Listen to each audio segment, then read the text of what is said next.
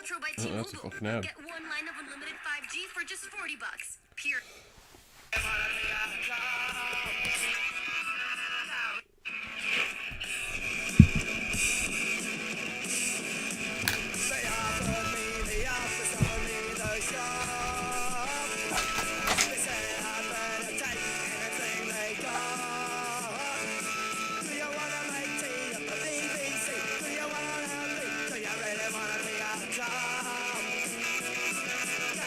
Opportunity, the one that never knocked. Every job I offer used to keep you off the dock. Career opportunity, the one that never knocked. I hate the army and I hate the RAF. I don't wanna go fighting in the Johnny Glue heat. I hate the seven savage moon. I won't open last bomb for you. Career opportunity, the one that never knocked. Every job they offer used to keep you off the dock. Career opportunity, the one that never knocked. Oi, oi, oi, oi, oi.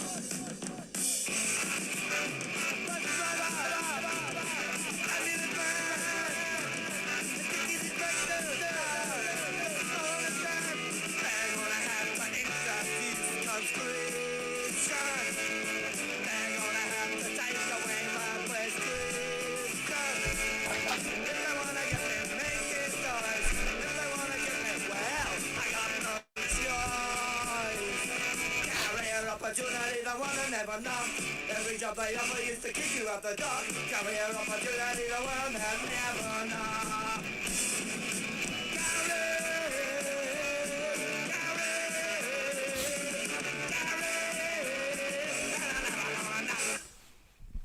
Oh, well, that was unfortunate. I just got a little sicky poo like just now. Whoa, buddy. Hello, Trusty Ape. Podcast. This is perfect music for this. I don't, because that was the inspiration. I was like, what am I gonna, well, I have a thing tomorrow. What am I gonna talk about? I'm gonna talk about my thing tomorrow. We'll talk about stuff and things. Like, I'm supposed to go try out for a state job tomorrow. Not gonna be a cop, per se, but, you know, I'll be a dick in uniform, like I already am, you know. No, I try to be mostly a nice guy in uniform, you know, but occasionally it goes a little sideways. We all have our good days and our bad days. But I'm gonna try to be the guy who well, I'm gonna be a corrections officer. I have to pass basically like a logic exam, physical exam, which will probably be the most difficult part for me. I'm not sure. And then a psychological test. So, you know, make sure I'm not a freaking crazy person trying to. Anyway, maybe I am. Maybe I am. We'll find out. We'll find out on the next episode. Announcements. Yeah. So tomorrow, I just gotta cancel tomorrow. I got too much shit going on tomorrow between the test and the driving, and I've got other shit to do. So, tomorrow is canceled. And we'll come back to the regular schedule next week. So today's the open room here, or we'll just hang out. Sandy, am I really wanting that job? Well, I want the pay. I want to be no, I wanted to be a career musician, but it just never worked out for me, you know. So here I am. I had to find a real career at, you know, almost 35. So you know, being a security guard the rest of my life, yeah. But with my experience now, doing that for over 6 years, I'd say it pretty much makes me well qualified. I mean, is this good?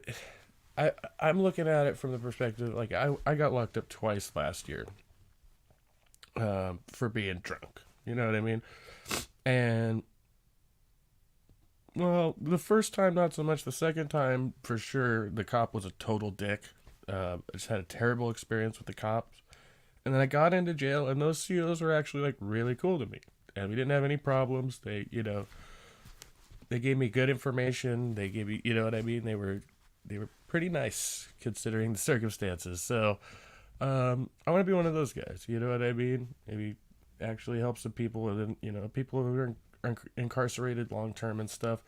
You know what I mean? There's gonna be somebody there dealing with them. It can either be some jaded asshole, or I could try and go in with a different perspective. That's all I could say. I don't know. Yeah, I respect the ones who are less of a dick in uniform. Exactly, Sandy. I mean, like, somebody's got to do the fucking job. Somebody's got to try to do it right, and might as well be me. I don't know. That's pretty much like. Well, I was gonna try to go be a cop a few years ago before I got into security, and I was like, actually one of my very best friends stopped talking to me after that, and I told him that. He said, "You're gonna be a pig," and he blocked my number. And I think we've spoken one time since then because he was forced to interact with me in person, and yeah, but it was just really weird. It was like, just to say like, hey, I never even became a freaking cop. I was just talking about it. I was thinking about it. So that's a risk factor. I'm still friends with people who like fucking drugs and drinking, and it's like, I just have to, for me, it's a discipline. I can't allow myself to do that anymore. You know what I mean? But I've always been against the idea that I just have to cut all those people out of my life. Like, no, this is me. This is on me. This is my willpower. This is my decision. I don't need to go forcing my shit on anybody else. I don't need to, I don't know, maybe meetings would be beneficial. Something I might try out, but it's like, I don't need a freaking program to exercise my will. I'm gonna make it my decision for me, about me, right? Like, that's the only way in my mind that it works, and you don't end up like relinquishing all your power to some freaking fake god or some group that if the group falls apart, then your sobriety falls apart or some shit like that. I don't know. So the more I go through this, the more it's a personal endeavor to just be better. Like, and I got to do it for myself. Can't do it for my kids or anything like that. You know what I mean? Like, it's got to be for me. FTP kind of guy. What is FTP, Jason? I'm not sure what that means.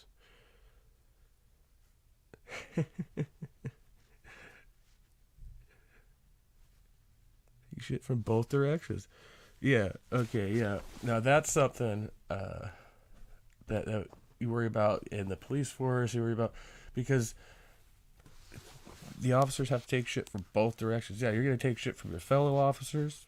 If you're too much of a softie, you're gonna take shit from your superiors and the inmates if you're a hard ass. And then some of the inmates, right? Because let's be real, some of these guys are freaking monsters. They're gonna take advantage of you if you don't recognize that and you go soft on them, right? So you got to display some yeah, and I see that in security too. Like, you have less authority, you have less actual power, and people know that, and so they will try to get you to do something stupid.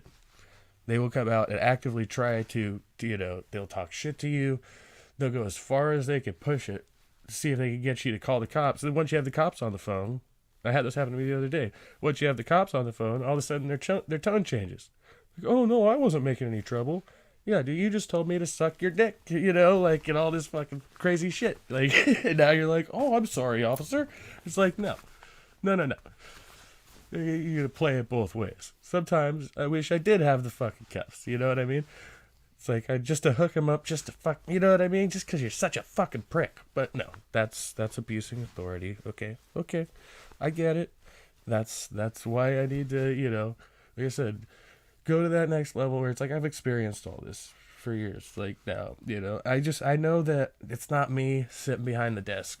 I tried to do that. I got bored. I freaking, started doing stupid stuff on the job. I got myself fired. The long and the short of it, I got myself fucking fired from a desk job because it's just fucking boring. It's boring. I had to create my own entertainment, and it wasn't working out. So I need something that's like engaged. Cuffs, authority. Yeah, you'd be surprised how what's the word I'm looking for? People change their attitude a lot when they got their hands strapped behind their back. I'm not saying that I want to do it. I mean, I'm saying that I do want to do it sometimes. Just to teach a person a lesson. Not because I want him to go to jail. But just because like I said, it's that fine line where I'm supposed to be, kind of enforcing the rules, and then somebody wants to just talk trash to me for no reason because they don't like people with badges, right? Just arbitrarily. It's like, okay, well, if I wasn't in a badge, I'd punch you in the fucking face right now. But since I am in a badge, I'm supposed to follow the proper procedure. You know what I mean? Like, it's that type of, yeah. That's the authority I'm talking about. The authority is exercised by everybody, where it's like, no, if you talk a sufficient amount of shit to somebody who's not, very, very stoic, they're probably going to commit violence against you at some point. Or, at the very least, you're going to get into a shouting match, which rarely resolves anything, right? So, the appropriate tactic is de-escalation. If you can't reason with somebody, you try to de-escalate the situation and get yourself out of it. And get others out of the way, you don't want people in harm's way. As a corrections officer, I don't think you do get a gun. Well, yeah, you have to, unless you're like, what's the guy in the tower, right? At a prison or something. Those guys I think they get real guns, like lethal, but the rest of them are all less than lethal guns. But you still have to be able to possess and carry a firearm as a requirement, and they do firearms training, I believe, but the rest of it's all like rubber bullets, which is like, I'm cool with that because I don't really want to kill anybody. In general, I'm not really about killing. I only assert authority when calling. Did I didn't fucking solve a thing with Time Cube D, man. No, sir. I've had my mind focused on other things.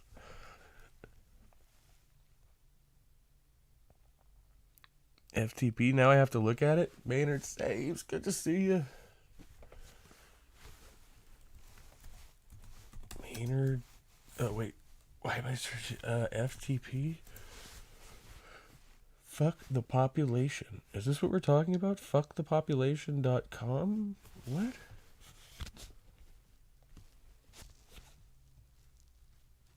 Oh god, no, there's just too many things. File transfer protocol. Fuck the population. Okay, so it's generally those two things. Which one are we talking about here? Because this is... They have a .com? Fuckthepopulation.com. Okay, I'm just going to look at this because I don't know what... Thrasher? Like Thrasher magazine? Alright, we're sharing. I don't know, I might get freaking banned from YouTube for this, but...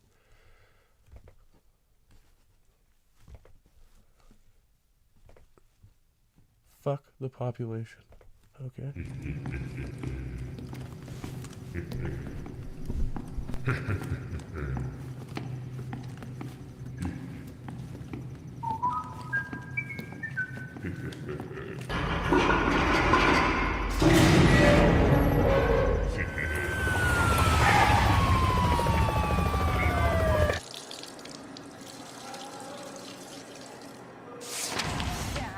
I was. When we were kicking out on the street, kicking back on the street, and someone would pass by shooting at us or something, to me that was exciting, because people were going to movies to pay $7 to see something like that.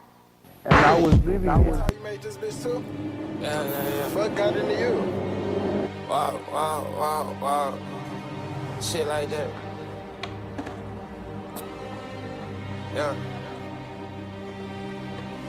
Money and power, I stay with the walkers. Circle the block before I park, do it often. Fixing my water, that girl, aquapana. Wow. Bitch on the yacht, no forgetting she rolling. Fucked on Sabrina, I ran through the Trojans. I need my jello, my favorite aroma. 41 pressure, I gotta condone it. Compromise cautious, they hated on Jesus. Waving it still like a one-hit Potter. Stash in the wood, that's my favorite compartment. Diamonds on PCP, water and bomb. Whoa. I'm in the spaceship walking with Anakin. Too many bitches, like how do I manage it? Police behind me, I'm pressing, no panicking. I throw it in my pictures for East Side. I pro the hate, it was Sue the Beehive. I cut his drink and I had about 3 lines. Big dog, bitch, I'm a pit with the feline. Niggas be searching for shit and he got one. Gen 5 stuff with a 30, a top one. Mission Impossible, cruising the yacht. Around town, I cruise on the block. Come on, come on. Yeah, 007, we cruising the block. Weapon and concept, no estimate. Are they skateboarding in front of jails? That's what they're doing, right? It looks like they're skateboarding in front of correctional institutions.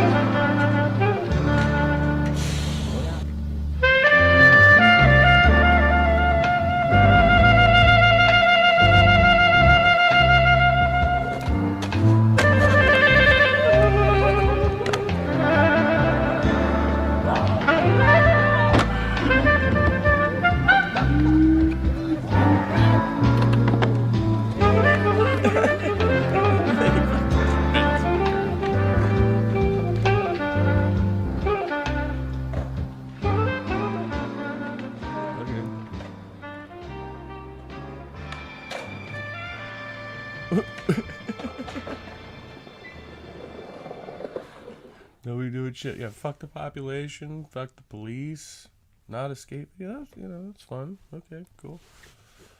Yeah. Sandy, good to see you. D-Man, good to see you. Thanks for coming by. That was nice music. Yeah, maybe fuck the police, fuck the population. I can't think of anything else, but yeah, it's not like,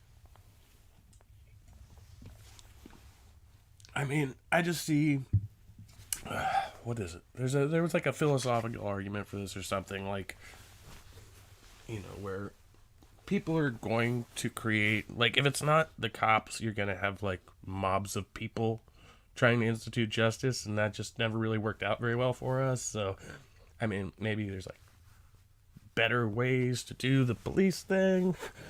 We got to, get into the deeper philosophical implications of that, but at the end of the day, somehow there's got to be, like, order and justice and all this shit. Otherwise, we just have a world full of chaos where everybody's doing fucking whatever, which is pretty much the way it is now. Like, the cops are, like, a pretty small fraction of the population. Like, on average, and most people, like, really ain't doing shit. It's, like, the most extreme cases where people are doing, like, heavy crimes, committing murders and rapes and assaults and things like that, like, I'm not interested in fucking with people who are, down on their luck, doing business, but at the same time, that's why I want to be on the other end. I'd rather be on the end of people who've already been fucking convicted or are already incarcerated, and you just deal with them. And like I said, try to be the nicer guy, especially, somebody comes in on a drunk or something, like, you're really just housing them for a few hours and releasing them back into the wild. So I don't know. And for me, it's a matter of self-discipline. rather than a matter of, anything else, like the whole exercising authority thing. Yeah, cool. It sounds great, oh, I have authority, but no, in reality, it's just the difference between, like I said, you can punch someone in the fucking face, or you could try to de-escalate,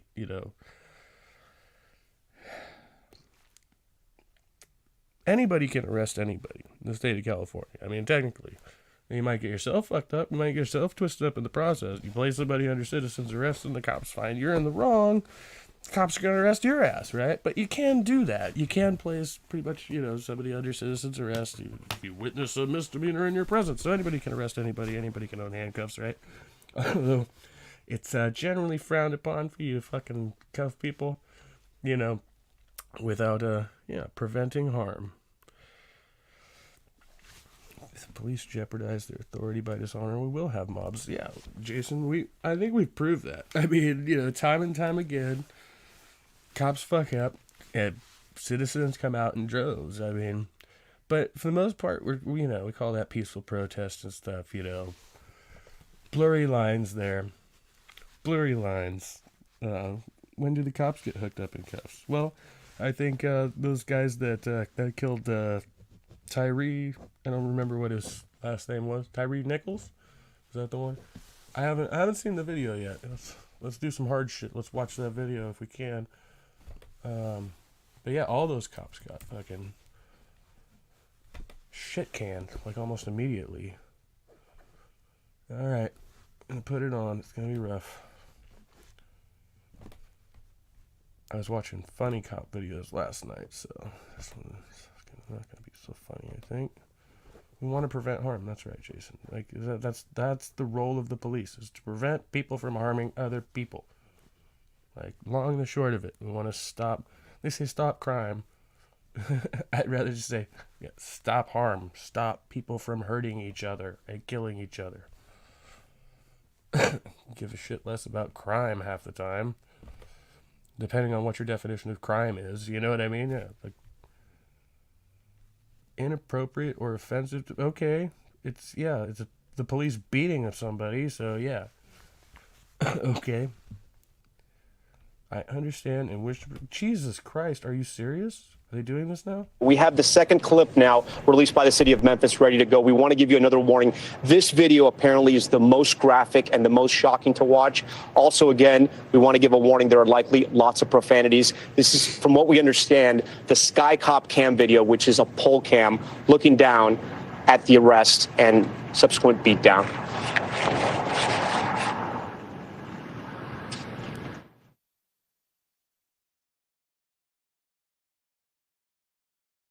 Okay, I don't hear any sound. They've already got the guy on his belly, on the ground. Oh, did he just kick him in the face? Holy shit.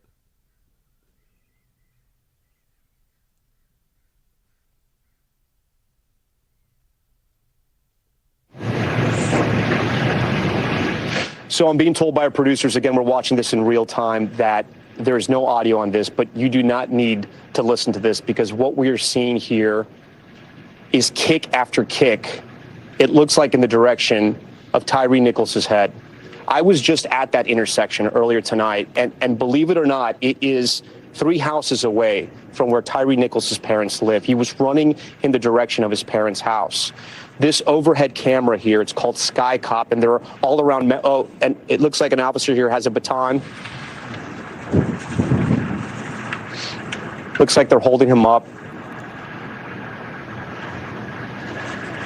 Oh, man. The family described this video. They are literally holding him up. Oh. There's some violent punches being thrown. He's cuffed and he's literally being held up and beaten with a baton and fists right to the face. I can count 4 officers on the scene right here.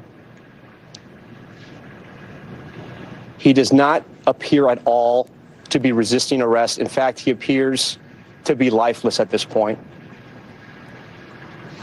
An officer now on top of him, on his back, it appears.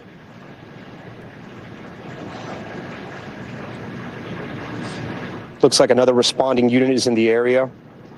Again, this is 3 houses away from where his parents live. We cannot escape that fact.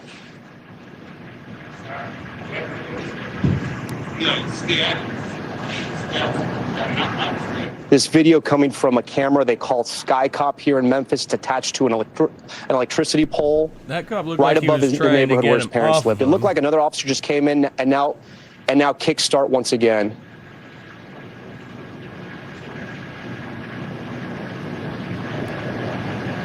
I have 2 Memphis City Council members with me here that have joined Top Story tonight. I thank you for your time, and I know it's not easy to come and speak on a live broadcast like this as we're watching this video in real time.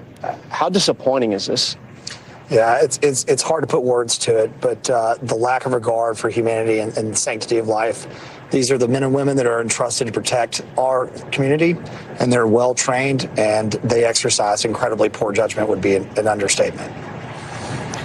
I think what is the evidence that is, at least at this part, that you just cannot dispute is that he was being held up and he was being hit with both a baton and fists. Yes. They're trained in techniques time and time again in order to get a suspect to comply.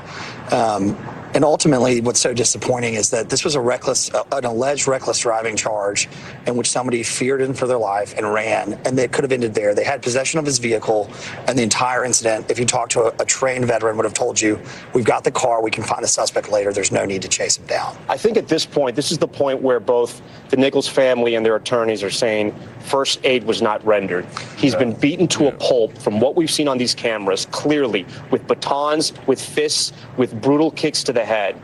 And now he's being held up, and no first aid is being rendered at this point. He can't even stand up. Look, he just slumped over. That's the hard part, is officers on both sides that are they're literally dragging his body into the police car.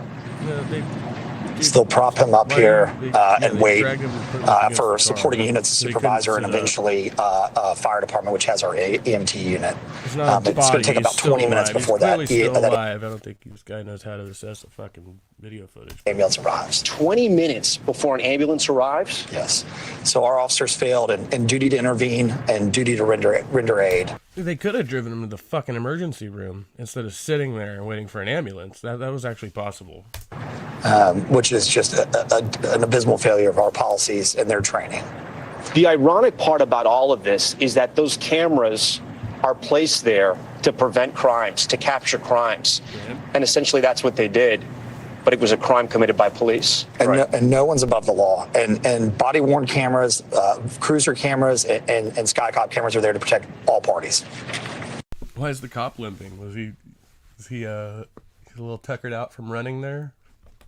Chasing a fleeing suspect on foot? Dick.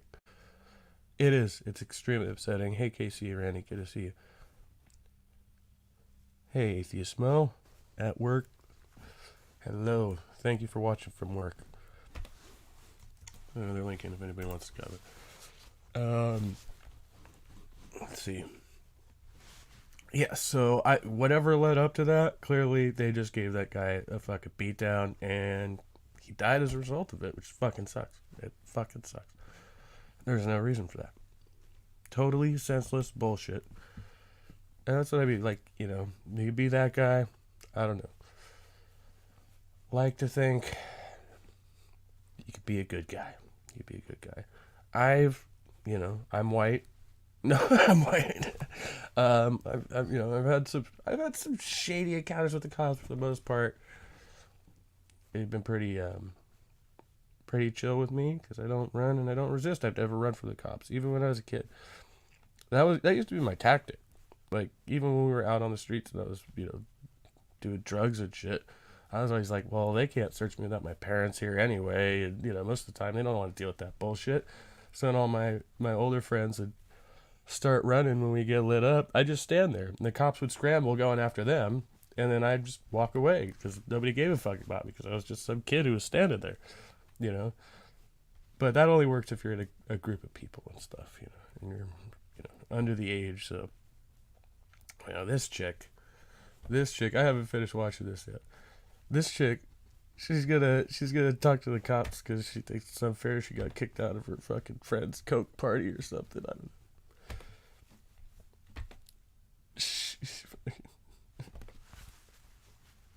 She's crazy. She's crazy.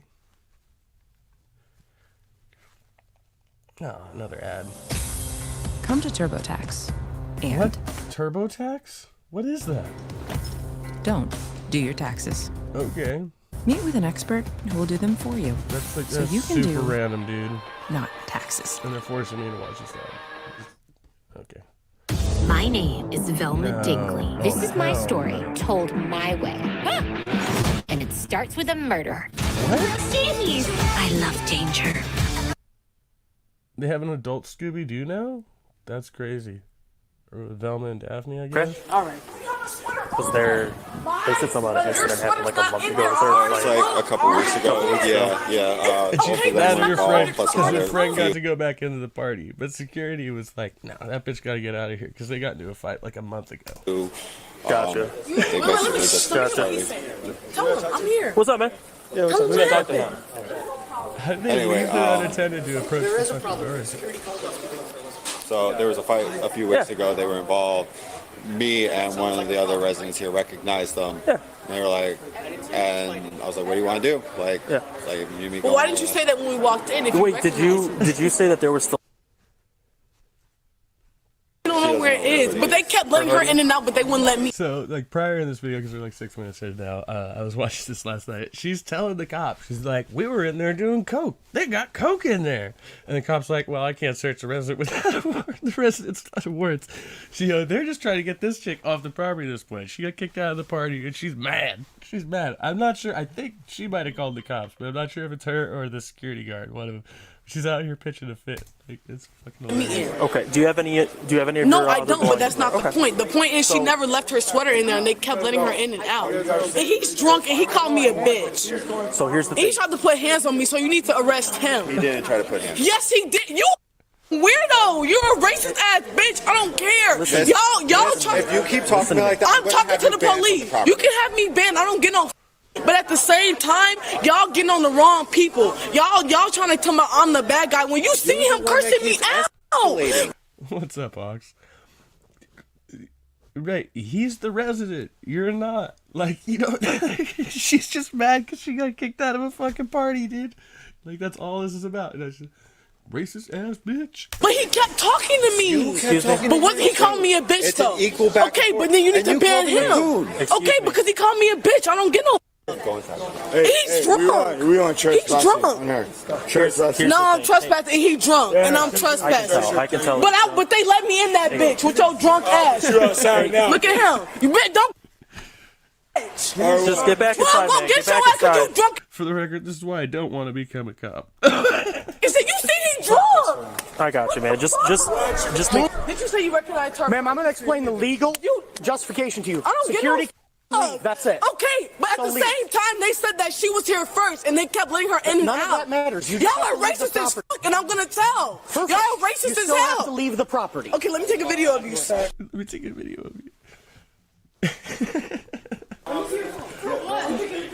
She's so mad. No, I don't get no Can't fuck. do I don't coke get with no her fuck. friends. Y'all are racist as hell. Because when I pressed charges, y'all didn't do shit. I had nothing to do with Y'all didn't go back and say nothing. Okay, y'all last let chance. them do You whatever have they to leave want to the do. property And or y'all you let are them getting do coke in arrested that for bitch. trespassing. Do you understand? Okay, arrest me then. If you're refusing to leave, that's Let them fine. do coke in that bitch. She's fucking totally ratting out her whole fucking crew right now. I'll leave. You didn't want to leave. Let me leave. Let me leave. Stop kicking. Let me fucking leave. You're done. We've been asking you to leave for 20 minutes. No, you have not. Yes, I have.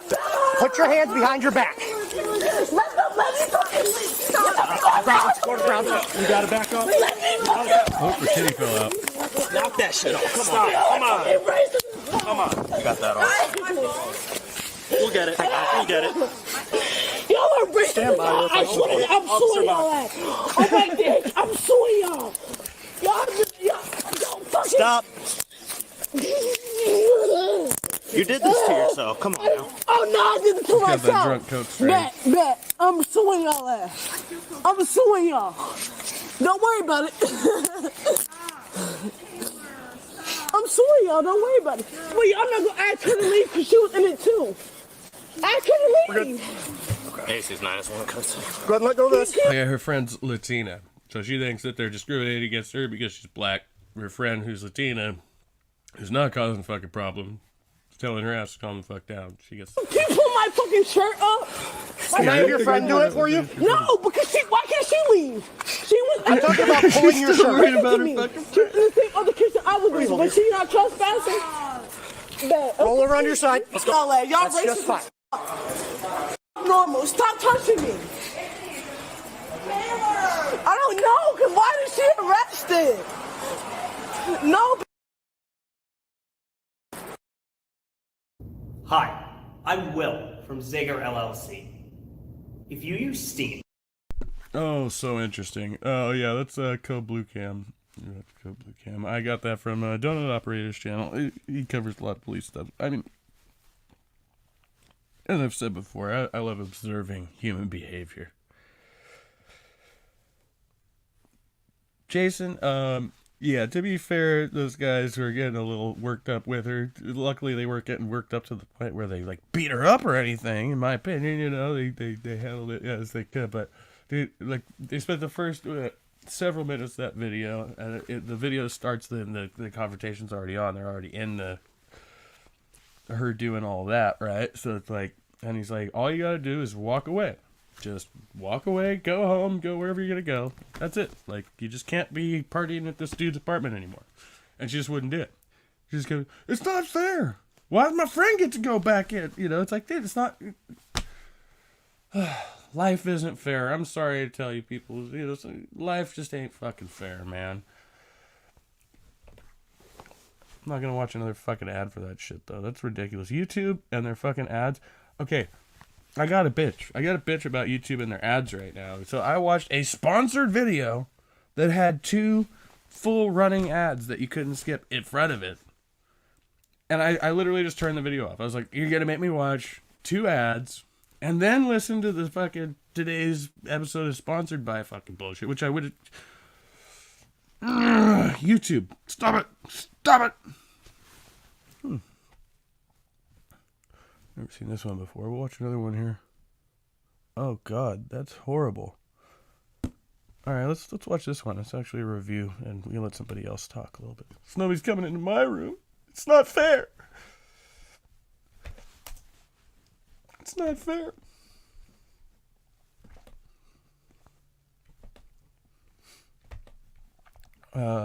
My dearly departed friend turned me on to this Dr. Todd Rand, I believe. Well, wherever I got this from. Doom police gang beats motorist to death during traffic stop. Oh no, this is Tyree. Never mind. We're not going to do that one. So just watch that. I thought it was going to be something else. Ooh. I've seen this one. This is longer. How to talk yourself into an arrest. Sounds like similar to one. I mean, the item was sitting in our shop area. We had him on camera, covering himself with a blanket. Okay. Going past it, swiping the item, covering himself and walking out. Didn't know any of that when we brought him in here. He thought he was being brought in here for some other reason. I went to go look for that item. While looking for that item, I found an item that's actually got the security band on it. Okay. Separate item altogether, which appears to me to be stolen. Also found a firearm in the vehicle, so I don't know if that's stolen. So have you guys retrieved all of this property already? I left it right in the truck. Because last time we retrieved it, they told us, why are you touching other people's stuff? So we're like, okay, we're going to send you guys. We're at which way do we go? I mean, I'm just looking at it from an expectation of privacy.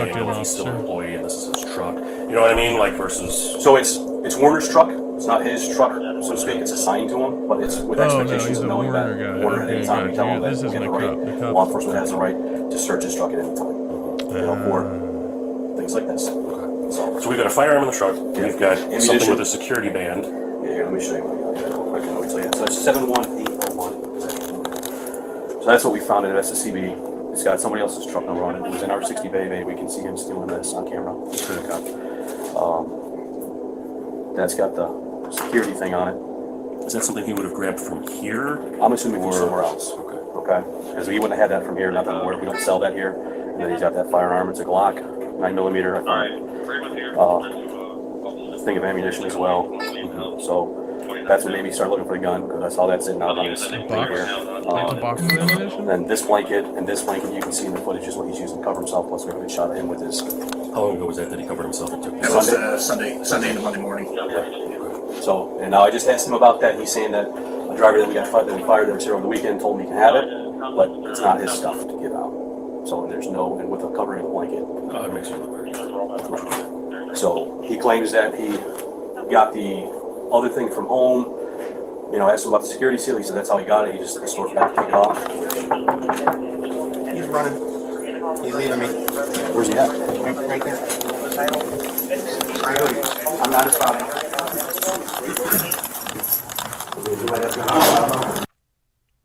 I told them, hey mom, I spent 8 years on this degree, but I hate it, and I really want to change jobs. I'm sorry, I know this sounds crazy. Fuck you too. Oh. Hold on. Come here. I gotta talk to you. Come here. Come here. You're being detained. Come here. Cover it. Take off. So y'all even tell me to hold on. Don't grab me. Don't grab me. Don't even start. Don't even start. Don't even start. Let me go. Please let me go. I want to put you in handcuffs. You're making this situation. You're gonna go in handcuffs because you're walking away. And I didn't know I was being detained. When you You're told being me detained. Get your ass in when here. you told me I was Walk. being detained, I stopped and I came back to you. Okay, Didn't I? then you're gonna go my way. Yeah. Let's You go. can see me in my Let's face. go. Please stop You're gonna get doing handcuffed it. if you don't Yeah, stop. okay, that's what I'm trying to. Can you please calm down? You need to calm down. Oh, I don't know if you got a weapon. Okay. Whoa.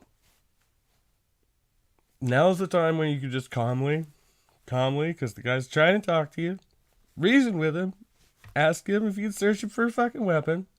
You're just gonna start yelling, get back in the building. It's like, okay, you just went up from 0 to 30. I think both are at fault. This guy obviously was gonna try and walk out of there. He thought about taking off, and then he changed his mind. He turned around. Okay. Once he did that, you talk to the fucking guy. You don't have to start grabbing on him and fucking do all kinds of weird shit, right? You say, okay, I don't know if you have a weapon. Let me pat you down. Cool, we're cool. But no, this cop's gonna keep fucking ramping it up too. Hey, I don't know what you got. Turn around, put your hands on the wall. He said, search Put me. your hands on the wall. Search me. You can search me like Put your this. hands on the wall and take a step back. Take a step Relax, back. bro. Put your hands on the wall. Search me like this, damn. No, I will tell you what you're gonna do. Come down. You know what? My name is. How you doing today, sir? Spread your feet. My Once I check you, problematic. All right, then search me then. put your We hands on the good. wall. Take a step back. All right, we good. Come on. Take a step Hey, Bree, good to see you. back. You shaking and stuff. You supposed to be a police officer. Shut your mouth. Shut. Why I gotta shut up? I'm a human just like you a human. You ain't acting like one. I'm not acting like a Put your human. hands on the Come on, wall. man. You don't gotta be doing all that. Assembly of God, good to see you too. That is a poor body cam angle. That sucks. Why are you running? I'm not running. I was He walking to my wasn't- truck. he I was didn't even know the walking. police. I didn't even know you was Give me your here. hands. You're gonna get detained right now. No, I don't Give want me to your be hands. detained because why I gotta be Give me detained? your When hands. you told me, hey sir, you being detained. What did I do? I came You're back gonna to listen to what I'm telling you right now. Listen. When you told me I was Then being sit detained, over here. all right, then I'll sit down. But you don't have to do all Sit this. down. I'm a grown man. Sit down. When you told me I was Sit down. Listen. Are you gonna sit down? You gonna listen to me? Are I'm a you man. gonna sit down? Okay. Now, this is just a fucking a dick swinging contest. He wants to be heard. The cop wants him to listen, and everybody's just, yeah. Okay. I'm a man just like how you a man. You're not complying. Listen to me. Hear me out. When you told me I was. I think Pangburn was saying something about this a long time ago. There's a lot of toxic masculinity in here. This guy's like, I'm a man. And then the cop's like, I'm the cop. And then, it's just like, machismo. Mucho aggression, bro. Like, everybody just needs to calm the fuck down. I was being detained. When Okay, you told me I was. sit down. Come on, man. You are being detained. When you told me You I. hear me? Can you listen to me? No. Hey, Because can I you're talk not to you? listening. How you doing today, sir? My name is Daenerys Worthy. How you doing today? I didn't know y'all was here, all right? I took out walking out the door going towards my truck. He came out behind me doing his job. I respect you for doing your job. You know what I'm saying? You're supposed to do that, Mr. Myers. Your name is Myers? Can I call you Mr. Myers? Officer Myers is normal. All right. My name is Daenerys, all right? Nice to meet you. It's a bad way to meet somebody, but It can you is, shake my it hand? is. Can you shake my Not hand? right now. Well, I came out going to my truck, all right? He told me, stop. The cop's still mad. Looks like the supervisor stepped in, started handling this rationally. Okay. Cool. That's that can go down that way. As soon as he told me, hey, sir, you being detained, that's when I said, okay, but I'm being detained. Let me turn around and go towards you. And when I tell you you're going in handcuffs for safety because you don't listen, that's what you do. But listen, hear me out. I could have took out running. I could have pulled a gun. I could have did anything. Right, that's but why I'm in fucking control. Listen, do you understand that? Calm down. I'm in control. I'm in control. Well, clearly you're not. Your supervisor's in control now, buddy. So you're just fucking talking out your ass. Not you. I mean, do you understand where my partner's coming from? Yeah, I do understand, but you gotta understand me too. Okay. We need your cooperation. Yes, sir. As soon as he say, hey, sir, you been detained. I said, all right, I stopped. Then I grabbed you. No, you didn't. I walked. I turned around and came said to you were going to be handcuffed, and you said no. Yeah, I said so you want to be handcuffed. Okay, this is where you listen and shut up. Why is he talking to me like this? And he's still telling him to shut up. He's still telling him to shut up while his partner's trying to talk to him. You realize how fucking stupid that is? Like, you just need to walk the fuck away and breathe, dude. Whoever's wearing the body cam right now just needs to go take a few deep breaths, because you're the one escalating the situation. Otherwise, now goes in the realm of resisting or obstructing. Yes, sir. Okay, because you're not following a lawful order by a police officer. You are believed to have committed a crime. That's why you're being detained. Okay, I understand. That's why I turned around and I came to you. Okay. So I didn't think you was gonna be up here. I thought you would be down here with me. I'm where I'm at, and you go where I tell you to go. No, come on, man. It's not like, I understand you got a badge and you're the law, and I'm gonna respect you as a man. I'm gonna listen to you. But one thing, like, you don't gotta be aggressive. Why are you walking away from people that tell you to stop? They work here. They human just like I'm human. They not over me. When you're told to stop. I work with them. What is your first name? My name is Daenerys. Here's your two options. Yes, sir. One, we walk back inside. We go into an office or a room. We sit down and we have a simple conversation. We try to work through whatever's going on right now. Yes, sir. Option two is you are going to be put in handcuffs. You are going to be detained until we can work through it while we're outside. So those are your two options. If you put handcuffs on me, can they be in the front? Okay. Go ahead and put your hands behind your back. Oh, I said you're not in control. I'm not in control. Put your hands behind your back. Oh, shoot. Put your hands behind your back. Down on the ground. Are you interested in the specific doesn't gun laws wanna go for your back state? inside. If not, no worries. Simply skip this video. However, if you do want to know the specific gun laws for your state, man. Put your hands behind your back. Stop resisting. Put your hands behind your back. Put your hands behind your back. Wait. Back that up. Go ahead and put your hands behind your back. Oh, I said you're not in control. You're not in control. Put your hands behind your back. Oh, shoot. Put your hands behind your back. Down on the ground. He just has to be cuffed in the front. Put your hands behind your back. Having it. Stop resisting. And now he's on the Put your hands behind your back. Put your hands behind your back. Put your hands behind your back. Put your hands behind your back. Put your hands behind your back. The problem is nobody has even fucking searched this guy for a weapon. Now, he was, the other guy said he had a Glock. But that doesn't necessarily make it so. Wait, no, he did. He already patted him down. So they know he doesn't have a fucking weapon on him because he let him fucking pat him down. So he could cuff him in the front. He just wants to force him to cuff behind the back, which, okay, it's not comfortable. Of course it's not comfortable. But the other thing is it's a lot easier, I guess, to escape if you're cuffed in the front. Like, as far as you can run easier and stuff like that, it's a lot more difficult with your hands behind your back. But still, if you're taking him inside the office for questioning anyway, why? I don't know. Put your hands behind your back. Man, I'm trying to. Put your hands behind your back. I'm trying to. I can't get my hands behind your back. So you can grab my hair? Put your hands behind your back. I'm trying to. Hey, man. Hey, get your hands behind your back now. This? Hey, can you record Put this? your hands behind your back. Now this guy's got a taser out. Your hands behind your back. Hey, can you record this? It's all being recorded. You're going to get tased. Who's what? How is there a camera? How is one of these body cams facing upward towards the cop? Either his body cam fell off in the scramble and it's laying on the ground, or I don't know how we got this angle. I can't breathe. I can't breathe. Thank you. Thank you. Just put the fucking handcuffs on me, man. Or is he underneath the guy? That's the only thing you gotta do. Y'all train for this shit. How many cops does it take to cuff one like a human. You don't act like one. Man, fuck you. You acting like a real asshole. Body cam fell off. All right, can you please pick me up? You trying to put my face in concrete and shit like that? Like, of course I'm gonna try to. Yeah, they do that. If you gave him multiple times to cooperate and you refused to. Man, I asked if you could put them in the front. You told me to put my hands behind my back. Yeah, you should have listened. Can you please pick me up? No, I don't have. He already searched me. That's my phone. Well, I feel something pointy in my knee, so I'm gonna check. All right, it's They missed something in the search. I don't have no weapons on me, man. Like he already searched me. Mr. Myers, he already I don't care. searched me. I can search you twice. All right, come on. Can you pick Bentley's? Can you pick my phone up? You will. Can I get my phone? Can I get my phone? Please don't loosen these same clothes. It's cutting my circulation. My head is turning red. Head on the seat. My head. What you mean, bend all the way over? Yes. Yes. Come on, we don't got to do all that, man. You want me to loosen up or not? Yeah. All right, bend over, put your head on the seat. Come on, man. Step back. Step back. You tell me to put my head on the seat. I'm not that tall, man. Right, step back. All right. There you go. See? I really got to bend over just so y'all unloose the handcuffs.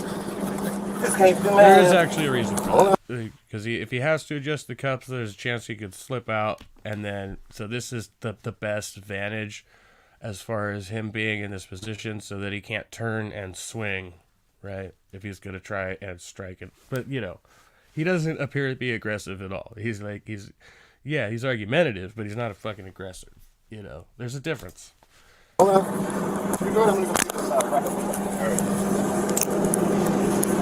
Stay down. All right, go with that seat. All right, can we talk now? Slide your feet in. I thought we was going to talk. Slide your feet in. I can't. I got the seat. You got to pop the seatbelt for me. You can slide in. All right. Can I speak to the supervisor? Can I speak to the supervisor? He's not here. Yeah, I was supposed to have one on duty. Wow. So what's going on, sir? That's fancy. I have never been seat belted in when I've been in the back of a cop car. I've never even seen seat belts in the back of a cop car. I didn't know that was a thing. I think right now you're being detained. Yeah, I know I'm being detained, but don't tighten it. I got a bladder problem. Can you please not tighten it too much up on me? Well, you're going to be driving, right? So you got to buckle up. No, never heard that before in my life. Come on, man. I'm tight. It's tight. It's super tight. Please, it's tight. Please, it's tight. It's tight, please, man. It's supposed to be. No, it's not supposed to be this tight. Please, man. It's supposed to be. You're supposed to be secured in there. Come on, man. Don't do me like this. What's up, brother? Can I talk to you real quick? What's up? Can you just be one of the officers that I'm able to talk to right now? Yeah. Right, Okay, so, well, okay. That's what they're doing, a game plan right now. Hey, can I talk to you though? Alright, so I know I'm being charged with possession of a firearm, but the thing on top of my where I got my food at, that is not stolen. I bought that. Okay. I can show you on my email. Well, I probably don't have a receipt because I bought it with cash. Because when I bought it in Louisiana. I'm not lying to you. I kid you not. Like, you can run the serial number and everything on it. But the CB radio, that shit was given to me, and I know. Alright, so the way it happened, I'm gonna tell you. Want me be honest with you? Sure. Alright, so the dude that was inside the thing, he said, yeah, you can go get it. It's opposite hours, I don't know. So I left. I came back. I went in there and I got it. All right. You see what I'm saying? When I bought the thing, what you push, you listening to it, please? And also listen to what they're saying. When I went in there and I got it. I had my blanket over me, as you can see on camera, because it's 1,000 camera. I didn't even look at any of that. No, I understand you didn't look at it. That's why you talking to me as a third officer here ain't gonna help. So what I'm gonna say is, once they figure out yeah. Hang on, okay. I think it's just the footage that's kind of. Listen. Can you come see real quick? Here's the problem. You don't want to listen. Okay, my bad. Listen. I'm gonna listen to you. One of the officers that are gonna handle this stuff are gonna come talk to you. Okay? Hey, I got a question for you. What's up? Okay, so can you come a little closer? Because I want you cool. I like you. What's up? In the state of Illinois, if I got a possession of a firearm in my vehicle, like it's not my vehicle, it's one property, I still get charged with a felony, right? Whose firearm is it? It's supposed to be a friend of mine, but I just got it in my possession. Okay, you have no firearm card or anything like that? No, sir. Okay. I know, we gotta figure that one out. How does that work? Well, we're gonna have to figure it out, okay? I'm not sure how it's gonna work. Look, and whose truck it is? It's Warner truck. Okay, listen. But can you check my arm out real quick? What do you mean check? I know y'all gonna charge me with resistance. Like, I feel like I'm bleeding through my. No, I'm straight up. No blood or anything. Maybe some scraped up. Hang on. Can I talk to Hang on, I will ask. Right now they're talking with that officer, okay?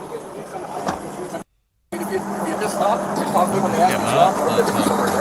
Yeah, I understand. So, I'm asking, like, am I being arrested right now? I mean, at this point, I'll leave that in their hands. Yeah. Okay. Minimum, you're going to be charged for obstructing and resisting.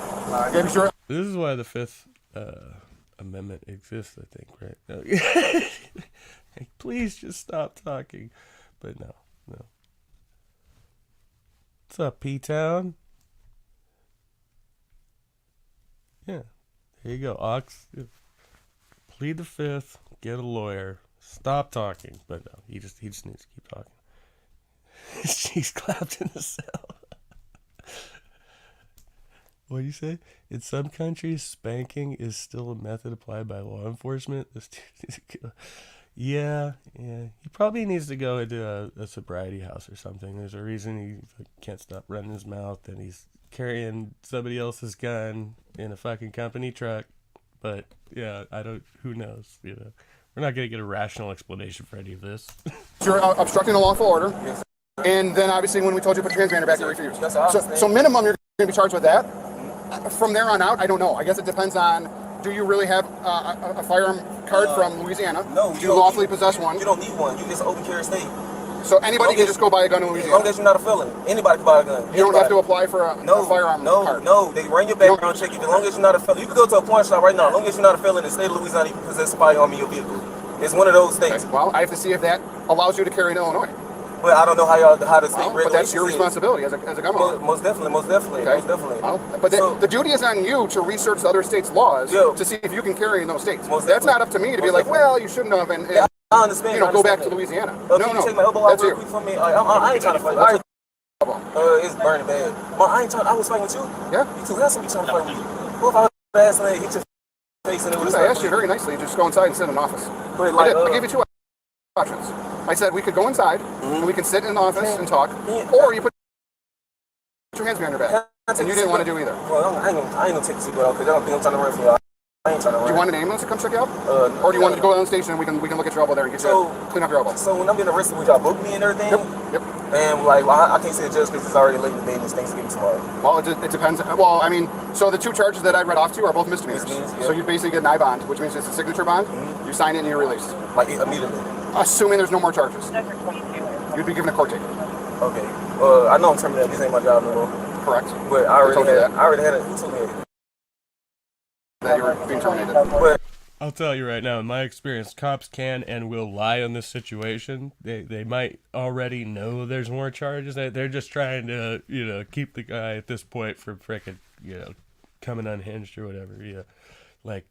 Which is like, he's really not that unhinged. He's like super argumentative and he just can't stop running his mouth. But he's not like dangerous or anything. But the point is, like, I've had this, like, the cop like told me, oh yeah, we're just gonna cite and release you, and I ended up in jail for 4 fucking days. So yeah, it's bullshit.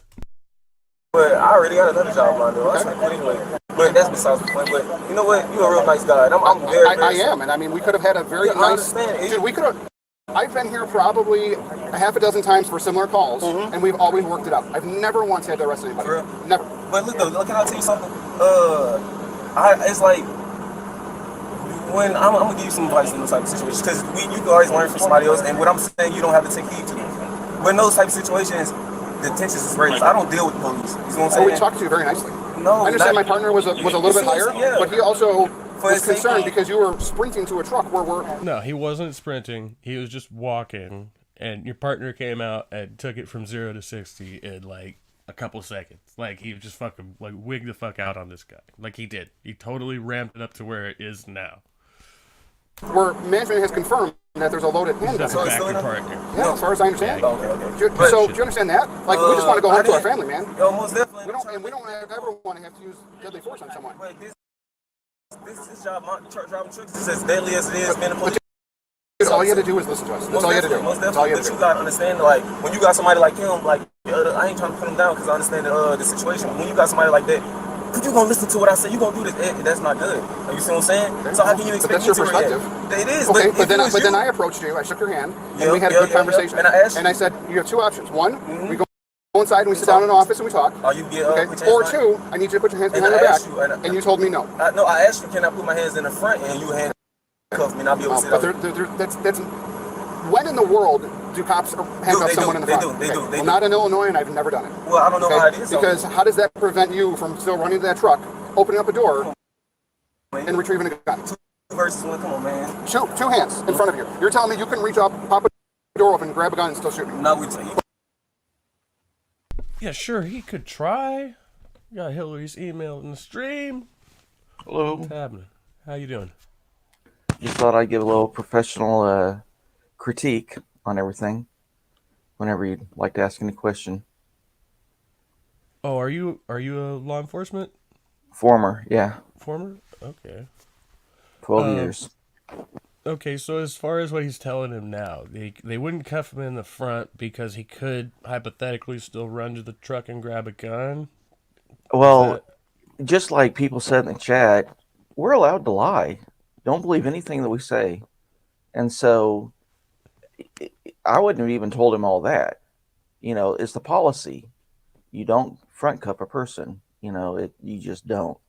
And the thing is, he offered him really a false dichotomy. He said, either you can go into an office in the building or we can arrest you. And, that's nonsense. So I have to give up my freedom of movement and go into an office where you can block me from leaving. That's unlawful. You're wanting me to say that I give you permission to unlawfully imprison me. No, we can talk right here. There's no reason why we can't talk outside. And if they're going to arrest him, well, that we've got the body cams. So as long as he did everything legally, he'd be in the right and they'd be in the wrong. Well, I think the other issue at play is that he's trying to say that he didn't know the police were on scene. I think that's questionable. I think he was trying to get out there before they made contact with him, right? But he knew the cops were being called. He knew I believe. I didn't see any of the intro. Okay, so at the beginning, all we see is the first officer is in the office talking to like management at this warehouse or wherever they're at, truck yard. And so he's getting the details of the story, and the guy is sitting out in the lobby waiting. And then another employee comes in and says, hey, he's running, he's taking off. And so when he gets out there, all he sees is the guy walking towards the truck. And he commands him to stop a couple times, and he tells him he's being detained. But the cop totally at that point like ramps it up. He starts, and the guy stops after the second command, and he turns and he starts walking back towards him, and the cop immediately starts grabbing him. And he doesn't search him for quite a while after that. He just grabs his arm, he pushes him up against a wall, he starts yelling at him, you know what I mean? And the guy's like, calm down. That's what he kept saying. He kept saying, calm down and just talk to me. And the initial officer on scene before the partner arrived couldn't seem to do that. And that was kind of my issue. I was like, you're the one who really escalated this situation. Like, he just kept saying, I'm in control, and he just like, he had to prove it. What's the aspect of that? I mean, I understand you actually have to maintain control over these situations, but do you think since I didn't see it, I can't definitely say. But to grab a person without saying anything first seems an unjustified escalation of force. You don't make physical contact with a person if you can keep it verbal. Right. I absolutely agree with that. All right, we've got a couple more minutes of this. Just chime in if you have anything. Otherwise, we could talk about it afterwards. But with your hands behind your back, you couldn't do that. You think I'm Usain Bolt? You can still shoot somebody like this. So it's like either you way, can't open a door to a truck. But like, yes, you can. Like right now, your life is handcuffed still behind her back. There's no way you can reach up and open up a door and get inside. We're gonna try that one day when I'm free. But I'm gonna close the door. I'm gonna go talk to my partner, and we're probably gonna be en route shortly down the station. Can I speak to Mr. Myers real quick? Can you just call him over real quick? I can ask him if he wants to talk to you. Tell him like it's important. Okay. I got him over to the wall and figured I'm going to wait for him. So you waiting here, and then you two are going down, or? He would like to talk to you, Mr. Myers. We don't have to. We can just talk to him down the station. Minimum, we're going to do the obstructing and the resisting. Yes. Minimum, you're going to give me a call, or I'm going to call him shortly about this CB radio, and then we have to figure out all that stuff. about it. Yep. The truck, Kevin's in agreement, expectation of privacy. We aren't going into the truck. Okay. They can do whatever their corporate policy states. Okay. They can enter it. I'll stand by with them. They can turn property over to me. Okay. That's kind of what I thought was going to happen. And then what they do to them is they buy him a bus ticket to Louisiana. So they'll call an Uber, they'll let him pack up his stuff, and then go down to Louisiana. However, obviously you can't take a firearm on a bus. And so that's going to have we'll put it in evidence for safekeeping if that's what it's going to be. Then they can make arrangements to send it to somebody with an FFL down in Louisiana. Yes, that's what they did last time. Okay. All right.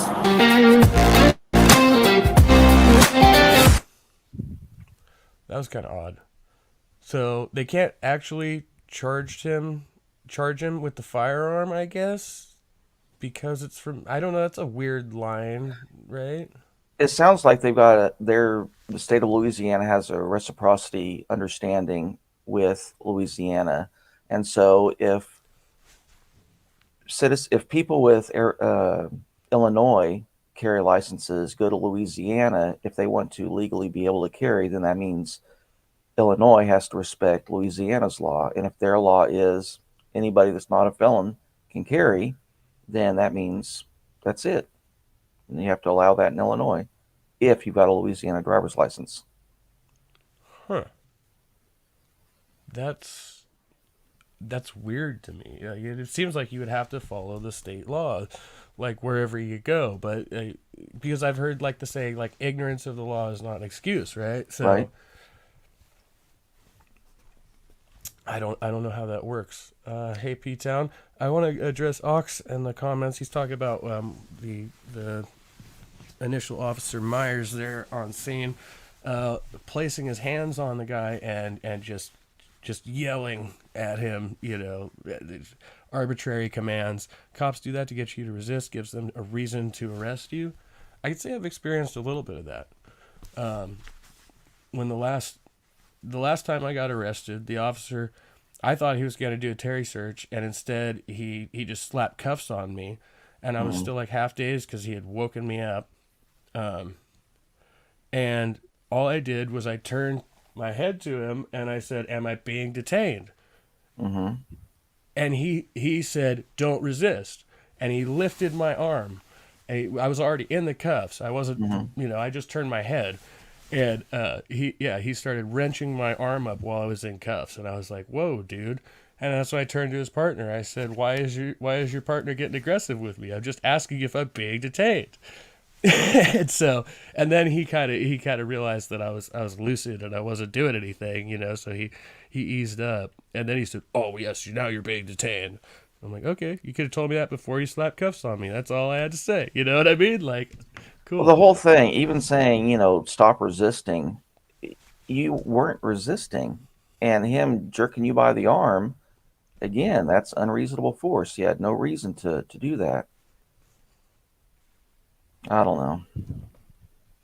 But yeah, a lot of people are, I don't know what the percentages are, but a lot of people join because they were either bullies or were bullied in high school. Right. Yeah, that makes a lot of sense too. Like, there are people who already have a pre-existing issue with this machismo aggression, on whatever end of the spectrum, right? And I think if we were doing proper psych evaluations, we could probably weed a lot of those people out. Do you think there's maybe a problem with the way we evaluate cops who are coming into it? Well, the problem is there's so few people applying that qualify as it is, that if they did proper psych evals, only 1 in 5 would probably get through. Right. So they just want someone who's not, so overly aggressive that they, can't hold it back even to take a written test. P-Town, we haven't heard from you yet. You're muted. Oh, hey guys. So I popped in. I was going to show you. I put in the private chat a video of how they could have handled this in another country. Oh, the spanking. That maybe. The whole thing is the guy. Again, I didn't see the beginning, but the first thing he should have said is, "Lawyer. I want a lawyer. Don't give your name. Don't give anything. I want a lawyer." And then anything that he says after that is out of bounds. Lawyer. I want a lawyer. Give me a lawyer. When you're resisting arrest and you're carrying a gun. Well, he didn't have the gun on him. I thought he did. The report is that he had the gun in the truck, but they hadn't even confirmed that. So I missed the first part of I didn't even know there was a truck. Yeah, so he's a driver for this company. Basically, I guess it's kind of fuzzy exactly what happened, but the dispatcher, it sounds like they thought he stole something. They had seen him covered up with a blanket in the parking lot, and somebody had spotted the gun, and it was reported to him. So he's like, this is like a third-hand report of the whole situation where the guy maybe has a gun, maybe stole something, and the cops are just trying to figure out what's going on. And then all we see is this guy just walking away from the building, and then it escalates to this pretty quickly. So it's like, okay, and then so he's not even going to jail on those charges. He's going to jail for resisting and obstructing, right? They didn't even charge him with the gun or the possession of stolen property. That's not even a thing yet. Mm-hmm. So I don't know what becomes of that. But in this situation, it seems like if he gets a good lawyer, that'll all get dropped and Right. should get expunged, because he wasn't resisting a lawful arrest. He was attacked by somebody that he didn't know, that was proclaiming to be a policeman based upon their dress. But if the other guy grabbed hold of him before saying anything, it's easy to get out of. He was not resisting a lawful arrest. And in Texas, you can use whatever force is, well, no, I better not. We have a law that allows a reasonable use of force to prevent harm. So it would have been thrown out. Yeah, we were talking about that earlier. I think that's, the primary job of a peace officer, right? That's what we generally, most law enforcement officers are peace officers, are supposed to be. Like, they're supposed to be preventing people from harming other people. Like, that's the goal. All these other crimes are like just secondary. I don't know. To me, I don't even know if they should be crimes sometimes. It doesn't involve harming another person. Should it even be applicable to There are way too many laws. Yeah, definitely. Way too many laws, way too egregious penalties, especially mandatory penalties. And there needs to be a lot more pretrial diversion too. Where the hell is the play? Is this Mexico? I don't know how to play this video. Oh, there it is. Eso, así es, así es. Bájenle los calzones, los There it calzones, los is. calzones. No, no terminé. Dale, dale. ¿Cuándo está? Agárrale las patas, agárrale las patas. And then he asked him how Agárrale many. las patas como yo, las Ooh, he's patas. kicking. Las patas. Oh yeah.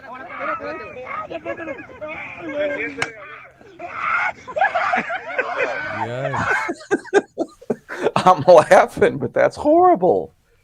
Man, that was a It says he big stole a freaking car. paddle. Man, I can see like a ping pong paddle, maybe. But good. Save a Lord. lot of tax-paying money. Ah, You man. guys paying dollars, paying for an attorney, for we just skip to the chase. Good Lord. Yeah, but I mean, You stole a car. Just get the paddle. Yeah, it's better than being, electrocuted to death. yeah.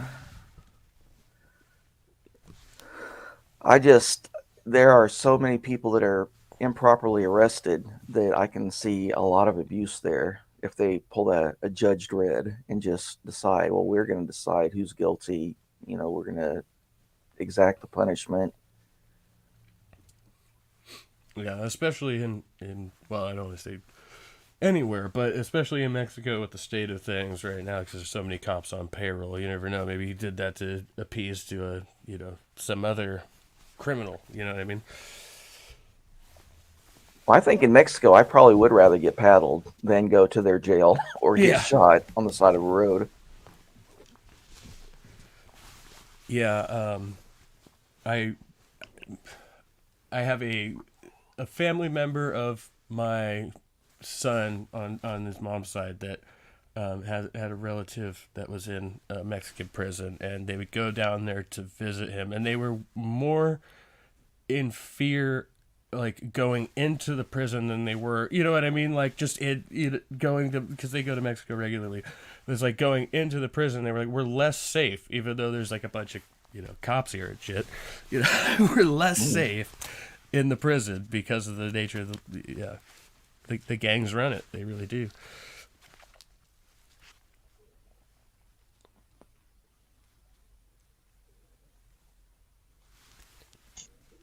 I grew up in a really dangerous city, well, a little town, but per capita, I think it was one of the most dangerous. Luckily, it was mostly just gangs fighting each other. But I'll tell you, the cops there, they're probably the most patient like definitely way more patient than compared to Beverly Hills or something. But they don't mess around. You don't want to mess. They drive around with freaking tanks, basically bulletproof everything, all rubber tires. Like, I don't know. I wouldn't cross a cop. You're just gonna do yourself harm. Well, yeah, I generally haven't found it necessary to, like, but again, I don't know. I don't find myself in these situations, like, so. Yeah. I mean, it's one thing if you, like, you put yourself in that position and then you play victim. You know what I mean? Like, that's a irks me. It's not like just the sheer, like, and I unfortunately, like with the video we were watching, we can't really say what led up to that. Like we know the story the guy's given us in the beginning and all that, but you don't get like the first-hand witness accounts. You're not getting it from the guy who's actually accused of the crime. He's just, having a shit fit over protocol, which I totally get that, like, too. But it's like, why why would you play like, why can't, are people really he was trying to get out of something. He was guilty of something, is the impression I had. Well, I don't know if you've ever had gone to something- Louisiana. They have a Napoleonic code, and that means you're guilty until proven innocent. And I would not want to go there. And I can understand if a person grew up in Louisiana, how they're trying to de-escalate, because cops pretty much do whatever they want. Yeah. But again, I didn't see the very beginning of where he originally approached the guy and grabbed hold of him and started yelling. But it sounds like he was being assaulted, and assaulted under color of law. So that's a felony in most states.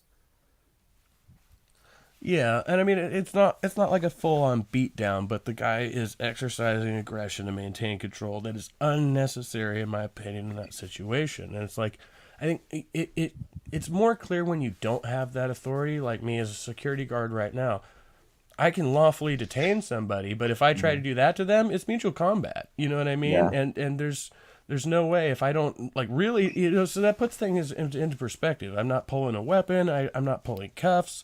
In that case, I have a tactical advantage. But if we're mano a mano, there's no tactical advantage. This guy could just as easily beat my ass. So, and the cop, sometimes, it seems like they recognize it as a situation where there's still no tactical advantage. But you do have a tactical advantage. You've got backup on the way. You've got cuffs. You've got tools. Like, so why are you still treating it as this, like, mano a mano? Oh, you could do any number of things to me. No, they really can't. Like, at that point. Unless you see them pull a weapon, unless you see, you know what I mean? This whole hypothetical, well, you could go get a weapon. Okay. Yeah, maybe he could. Like, are you saying he can't run very fast? I don't know. Like, and the cop didn't look like he could run very fast, to be fair. So, Yeah, to answer Jason, no, it's never lawful to unilaterally disarm a policeman and hug the police. No, not without permission. Maya's right. I've seen people hug cops, though. I mean, Yeah, but, well, it depends on the situation. If there's a guy that's on a hair trigger and he wants to go Rambo all the time, and then this kid goes up and gives him a hug, I could see that turning bad. Well, this guy was responding to a call where he allegedly had a gun. I got pulled over a couple of years ago, and I am I don't know if you guys can tell, but I am, like, I don't know, collared shirt, I have a white Prius, white as you can be, and he walking up to me with his hand on his gun. Yeah. So I go, is your hand on your gun right now, officer? And we got in this whole argument. He says, what, you think people like me kill people? And this is what he said, people like me kill people? No, it's people like you that kill people. I'm like, what are you talking about right now, officer? You're walking up to me with your hand on your gun and we're having this conversation? This is how it started. So it's like, yeah, it's bizarre how are- people get no cops with power, cops with this, become cops for this because they like the power. It's just a bad combination. Yes. You know, it's unfortunate though because that job will attract those people. But then there's I some just great am wondering. cops. Yeah, I'm just wondering why they're not getting better training. I mean, you should go up with a smile on your face, even if your hand is on your, pistol. Keep a smile on your face. Say hello, sir. Sorry to trouble you. Make it as polite as possible, and you're a lot less likely to get shot. Yeah. See, I don't know if that's always the case, though. I mean, you do have, all right, and this is a rarity, right? It's not most cases, but you do have those cases where you have some like hardened, gangbanger or whatever, some person who's actually got a reason, and if you take that tactic, they will just shoot a cop in the face, and they don't care. Like, and they will shoot them because they are a cop, right? Especially if they're being approached. That does happen. Do you think that they're more likely to get shot if they're polite than if they're a jerk? No, I don't think that has anything to do with it. I think right. that would okay, but it just doesn't hurt anything if that's always your approach. Right. And you can always change it in a flip. As soon as they say something, then you can become a drill sergeant. It's no problem. And I have no problem doing that. But, you always want to go with a polite approach, firm but polite. This is how it's going to go.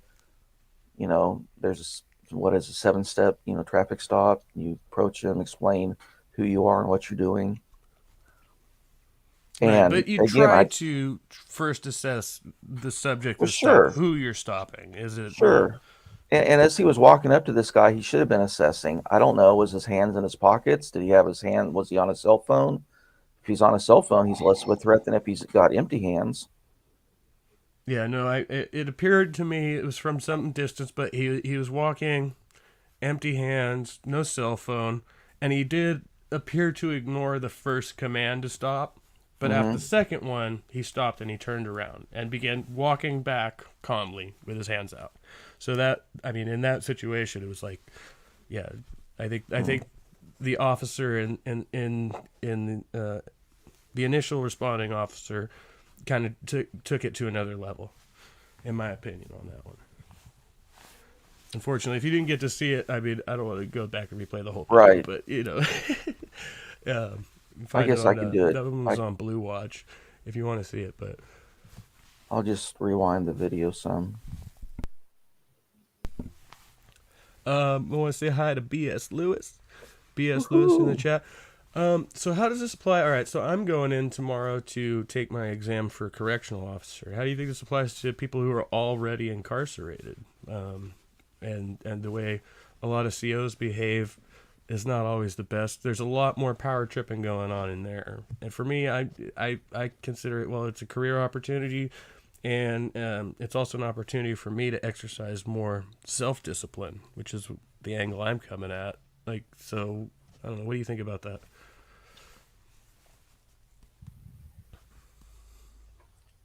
Are you asking chat?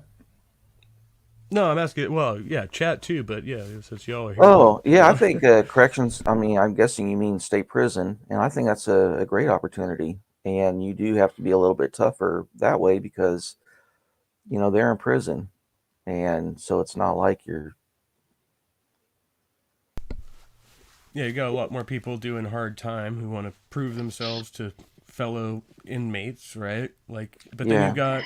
Well, I mean, okay, so I'm looking at a county jail, but I mean, potentially I could go to a state prison. It just depends. But, in the case of the county jail, you get, drunks and addicts who are being rolled in and out and stuff like that. And you want to treat them with as much dignity as possible, And, okay, here I think that would be called civilian jailer instead of corrections officer. Okay, yeah, no, we roll it all into one Department of Correction and Rehabilitation, they call it. Okay.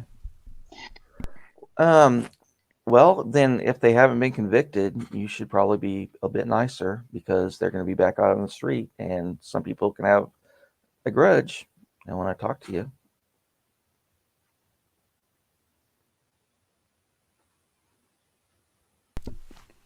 have either of you guys been to jail? I have, yeah. Yeah. I haven't. What was your experience like, Hillary? It's funny. It's funny because even though I was a cop and got my medical retirement as a sergeant, I have been arrested a few times, and it's for bullshit. And it's never gone to trial. Most of the time, I didn't even get charges placed on me. I was just released. But yeah, it's crazy. The whole process is very dehumanizing. You're not allowed to make any notes as to what happened, but yet, 3 days later when you go in front of the judge, they've had plenty of time to write down whatever they want the version of events to be. And you've pretty much forgotten it because you're sleep deprived, probably only got one meal. It sucks. The whole way the system is set up is, yeah, for their benefit, not for the people. Yeah, they pay prosecutors more than defense attorneys. Yeah, you definitely don't want to go to jail. Yeah, I've been in 3 times now. And I would say, of course, the first time was the hardest, and the second 2, not so much. But the second 2 were basically what you call drunk tank deals. You get rolled in and rolled out, and it was like, for the most part, once I got in there and I started to sober up, they just fed me and told me don't do that. But yeah, none of the charges have ever stuck. I was able to do a diversion program so that I didn't have to, have a record. But it's like the fact that they could do that to you, they can hold you for kind of an indeterminate amount of time. It could be 2 days, it could be 3 or 4 days. No, it can't be more than 72 hours without a charge. More than 70. Okay, so maybe it was 72 hours. Now, well, I guess it could depend on, how long it takes them to actually get you to the jail, because they're not counting that, right? You're right. Yeah, it's the exact date and time stamp when they book you. Okay. So then you're not in. So the stop could take any number of hours. It could take half of the day, and then okay. And some places, like in Houston, you might be in the city holding a cell for 2 or 3 days before you get to the jail. Well, your time didn't start until you got booked into the county jail. Gotcha. Ox, you did 2.5 years? Dude, that sucks. I don't know what number 1312 is supposed to mean. Jason keeps putting 1312. I thought maybe that was the badge number of the guy in the video at first, but I don't have a bot, Jason. If you can help me, I'll hook yeah, that up points. if we can. For points. I need to get one of them. Let's see, maybe we can Google it. 1312. I think this is my view on police. A bunch of... So where I grew up with the gangsters, they'll talk trash all the time, say crazy stuff. Like, I'll get my cousin, he's gonna kill you, he's gonna kill you and your family, and they ain't gonna actually do it. It's just threats. But I'm also from huge redneck family. And when they talk about doing stuff, the crazy thing is they're freaking nuts because they'll freaking do it. So,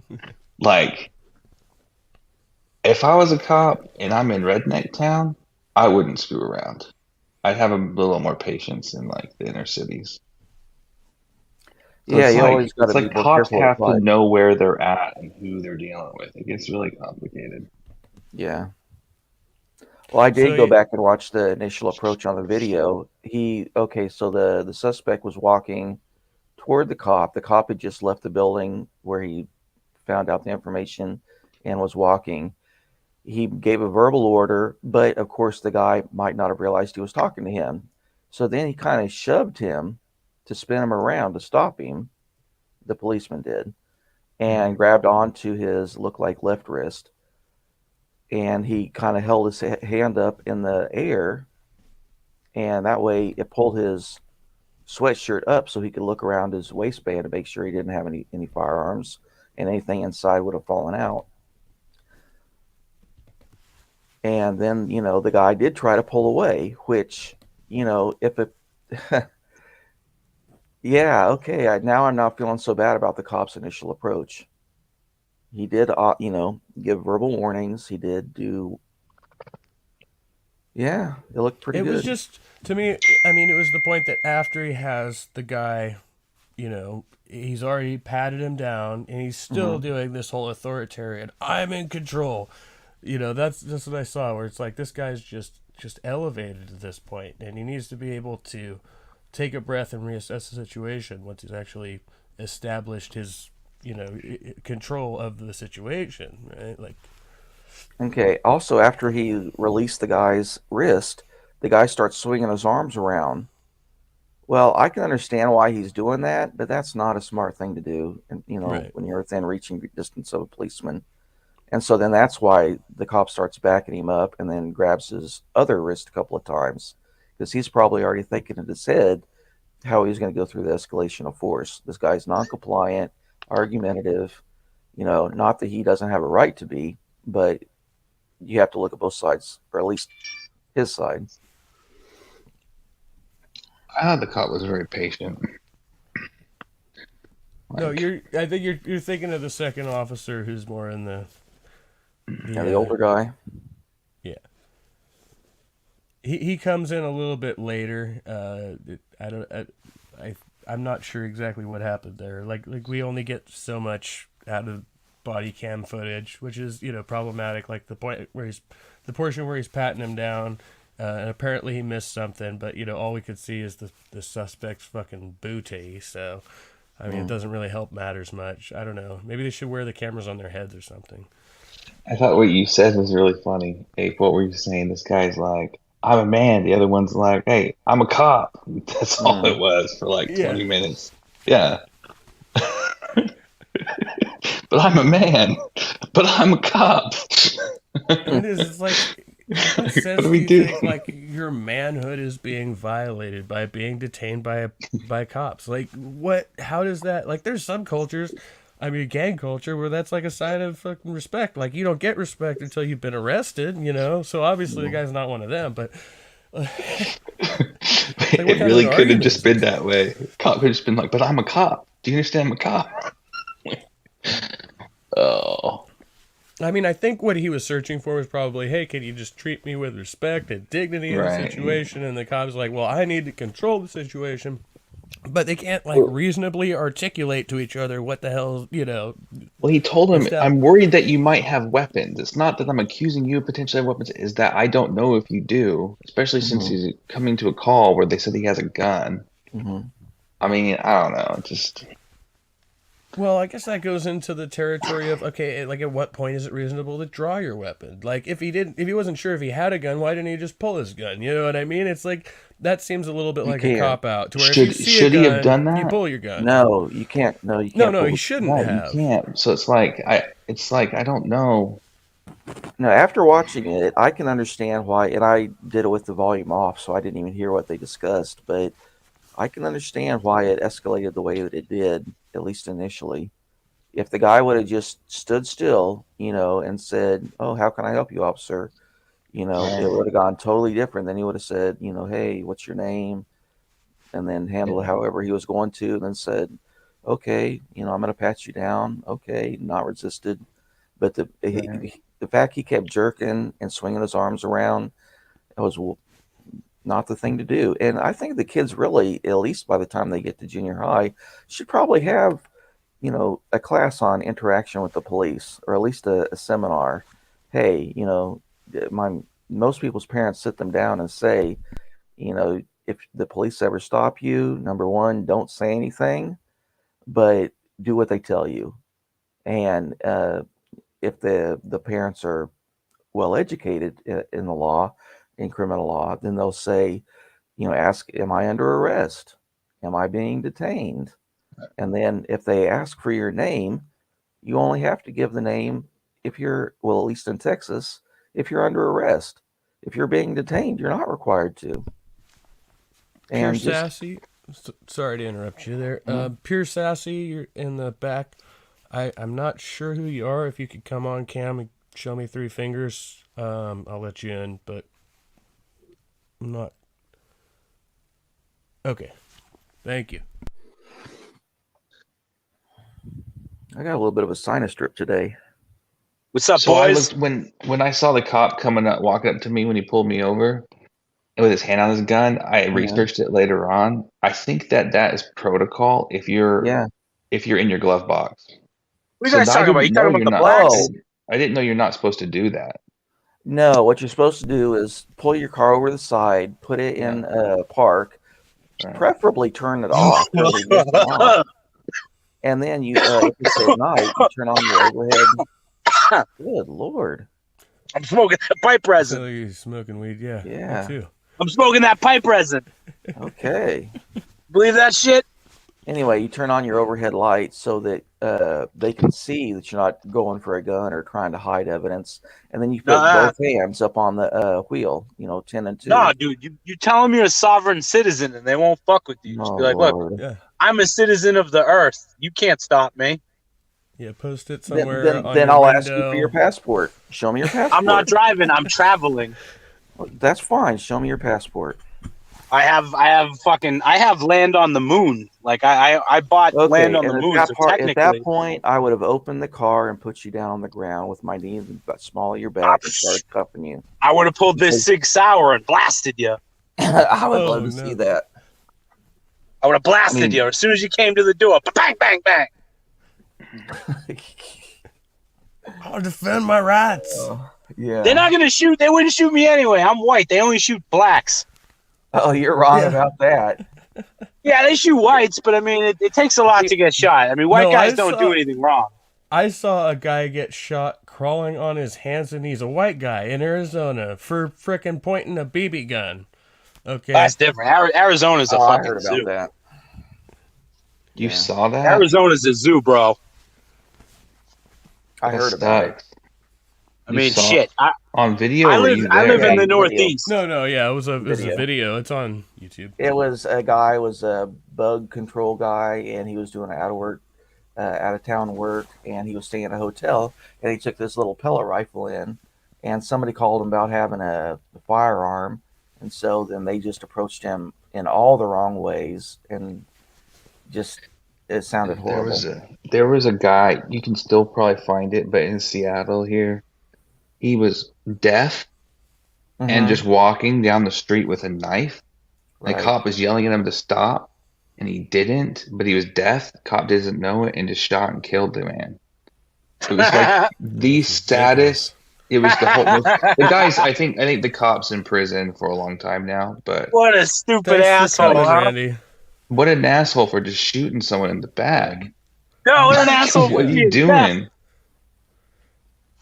Yeah, blind man with a freaking. He had a carving knife on him. He liked to carve stuff while he walked. Apparently, he was should have known been around the shot. community. Fuck that! I would have shot him. Are you just wait? You are shoot you a blind man. Here, You shoot a blind man carving, walking down the If sidewalk. a blind man's walking around sorry, with a a knife, deaf you don't know man. who he's gonna cut. I'm with Randy. This guy is so crazy. It's going downhill quick. He's just Fuck doing Randy. his thing. Fuck Randall. Pure sassy is the reason why we need to bring the paddle back. Yeah. Who are you, bro? I've never seen you before. How did you get here? I'm sassy man. You sassy man? Do you have a channel?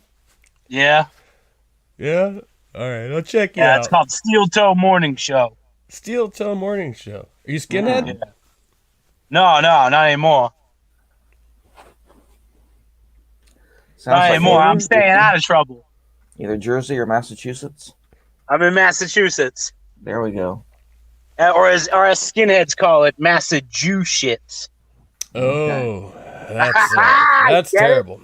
That's awful. Get it? Yeah, I got it. Because Jews take weird shits. I'll have to accept your word for Use that. the paddle, 8. Use the paddle. Yeah. Oh, shit. Well, it tastes so bad. You've successfully derailed my conversation, so I appreciate it. Thanks. I didn't mean to derail the conversation. Start it over. Okay. I thought we were talking about blacks getting shot. No. That's not even at all. What are we talking about? Cops? Yeah, the proper way to approach someone when you're a policeman. Cops are fucking. Cops are fags, dude. I hate cops. They're gonna shoot you no matter what. And you're gone. Rusty, huh? Never heard of Well, then. Sassy, we're trying to have a civil dialogue here, and I don't really appreciate that kind of language on my channel, so... No, I think being a corrections officer is a huge opportunity to play a vital role in our community, as long as it doesn't screw you up along the way. Because I can't talk about my job, but there is a correlation between correction officers and having bad credit. Let's put it that way. That I've noticed. So, I don't want to say bad credit equals, you have issues, but well, it kind of does. I mean, typically, but the person can't budget. Yeah. Divorces or I don't know. I don't want to, but there's a correlation between having rough credit and dealing with stuff. So, but yeah, I think it'd be a great career opportunity. And I think it's a real good opportunity for you to have a one-on-one with somebody and be real with them and see if you can help change their life, get them back on track. Yeah, I mean, and it's like that, or go into like what it would be a social worker. It's like, well, I don't know, but it's kind of what you are as a correction officer. Probably better than social worker. I mean, possibly. I mean, you're gonna get all kinds of people. You're gonna get people that are potentially in for life, that they're career criminals, and then you're gonna get people, like I said, they're just rolling in and out for drinking or addiction or prostitution, and then you're gonna get people who are even like wrongfully convicted, right? Like you even have to deal with those people, and a lot of people are gonna claim they're wrongfully convicted. It's gonna, I don't know. Is it like it'd be like an exercise in stoicism to try to be objective with each and every individual that's in there, right? And you're gonna, if you have it's like 2 COs are in charge of a block for a given like 8 or 10 hour period or something like that. It's like 2 people in charge of 20 or 30 or something like that. So it really is it's like advanced adult education. Like you're the dude in that room full of people who are, you get all kinds. So. Yeah. I think it's an opportunity to teach people demonstrate what authority really is. Like, I guess authority is the wrong word, but I mean, you can be respectful to people and you can be in a position of authority, but you can demonstrate it in a positive manner. Be a good role model for some of those kids in there. Yeah, it's called professional presence. Right. Be fair. I'm leaving the vote up to the room. We've still got Pure Sassy in the back to the private chat. Are we letting it back in? Do you guys think we should give him a second chance or not? No, not according to his. Not today, Sassy. Yeah, I don't like some of the language we're using, and we need to be measured in our conversation, so we're not all talking over each other. So that's another thing. And please mute when you cough. Whoever stream you're on, that's just obscene.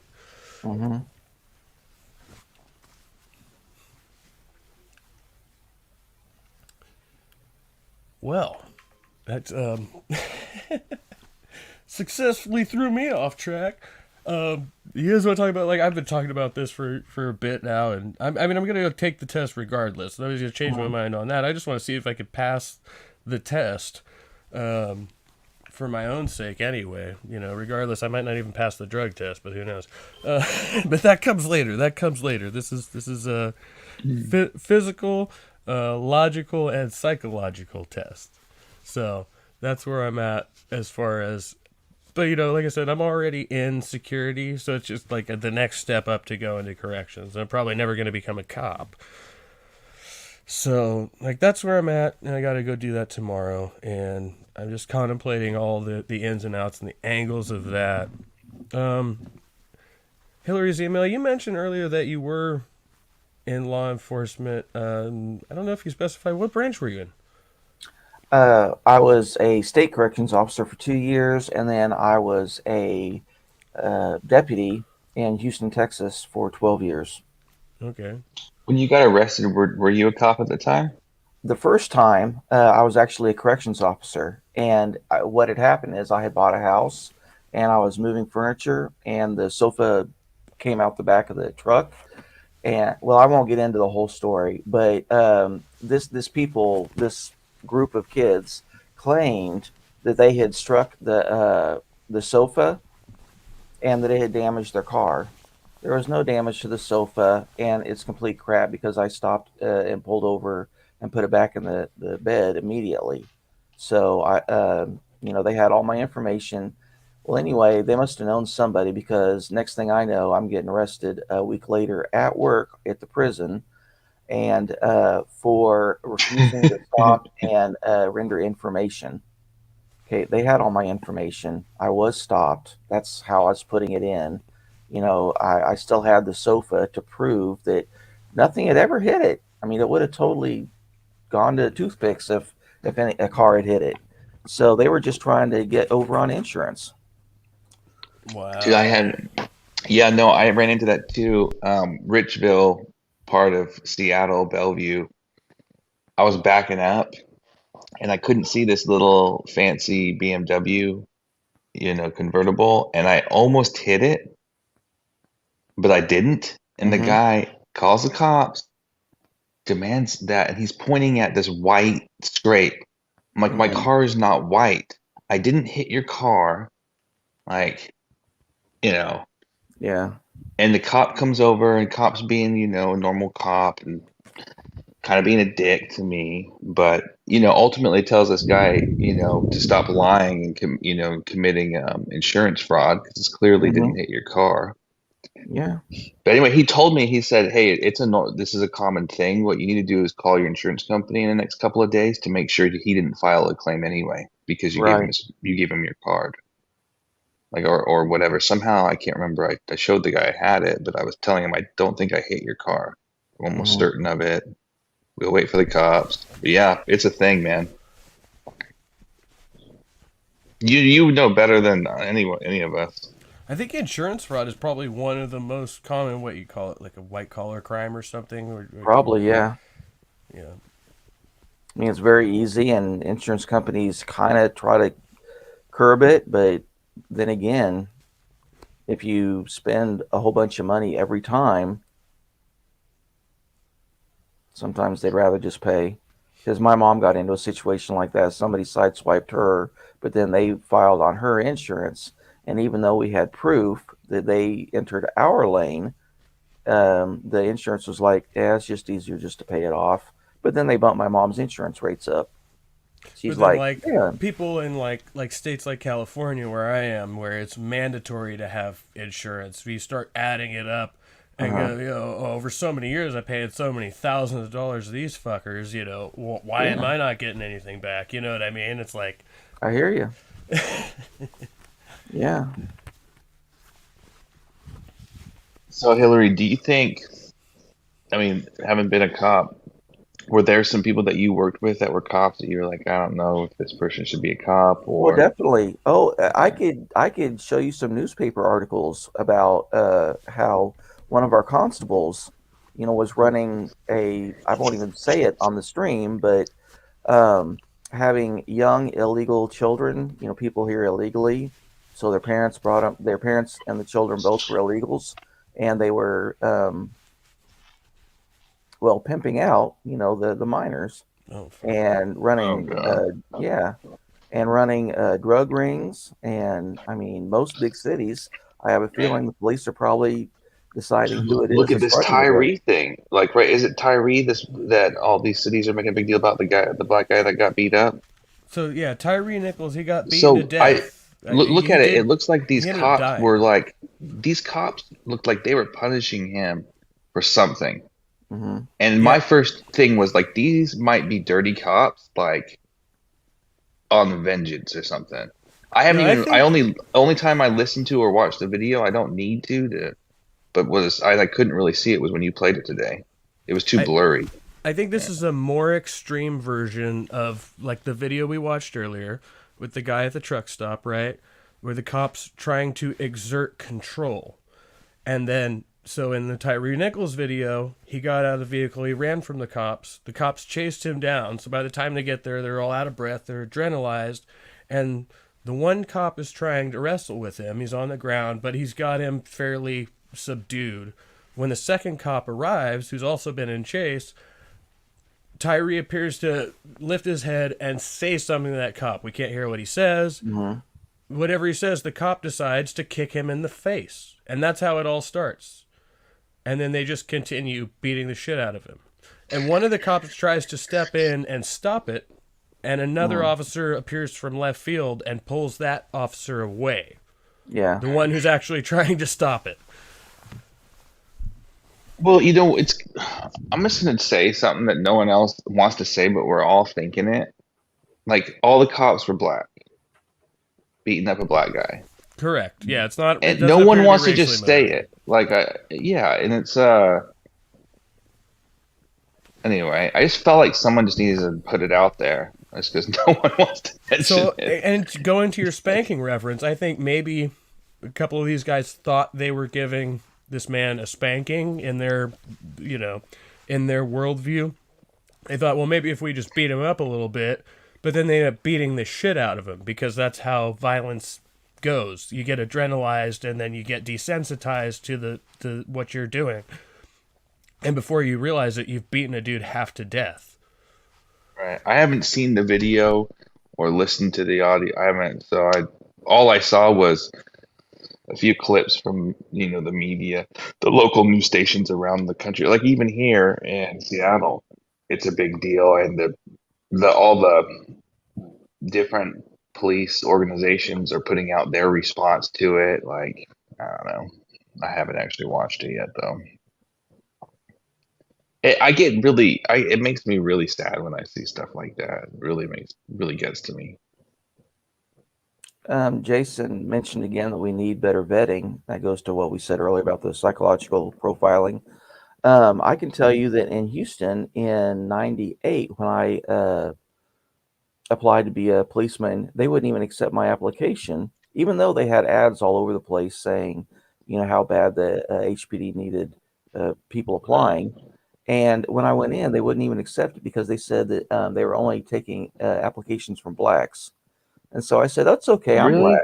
Yeah, I said, it's okay. I later found out why, but at the time they didn't explain why.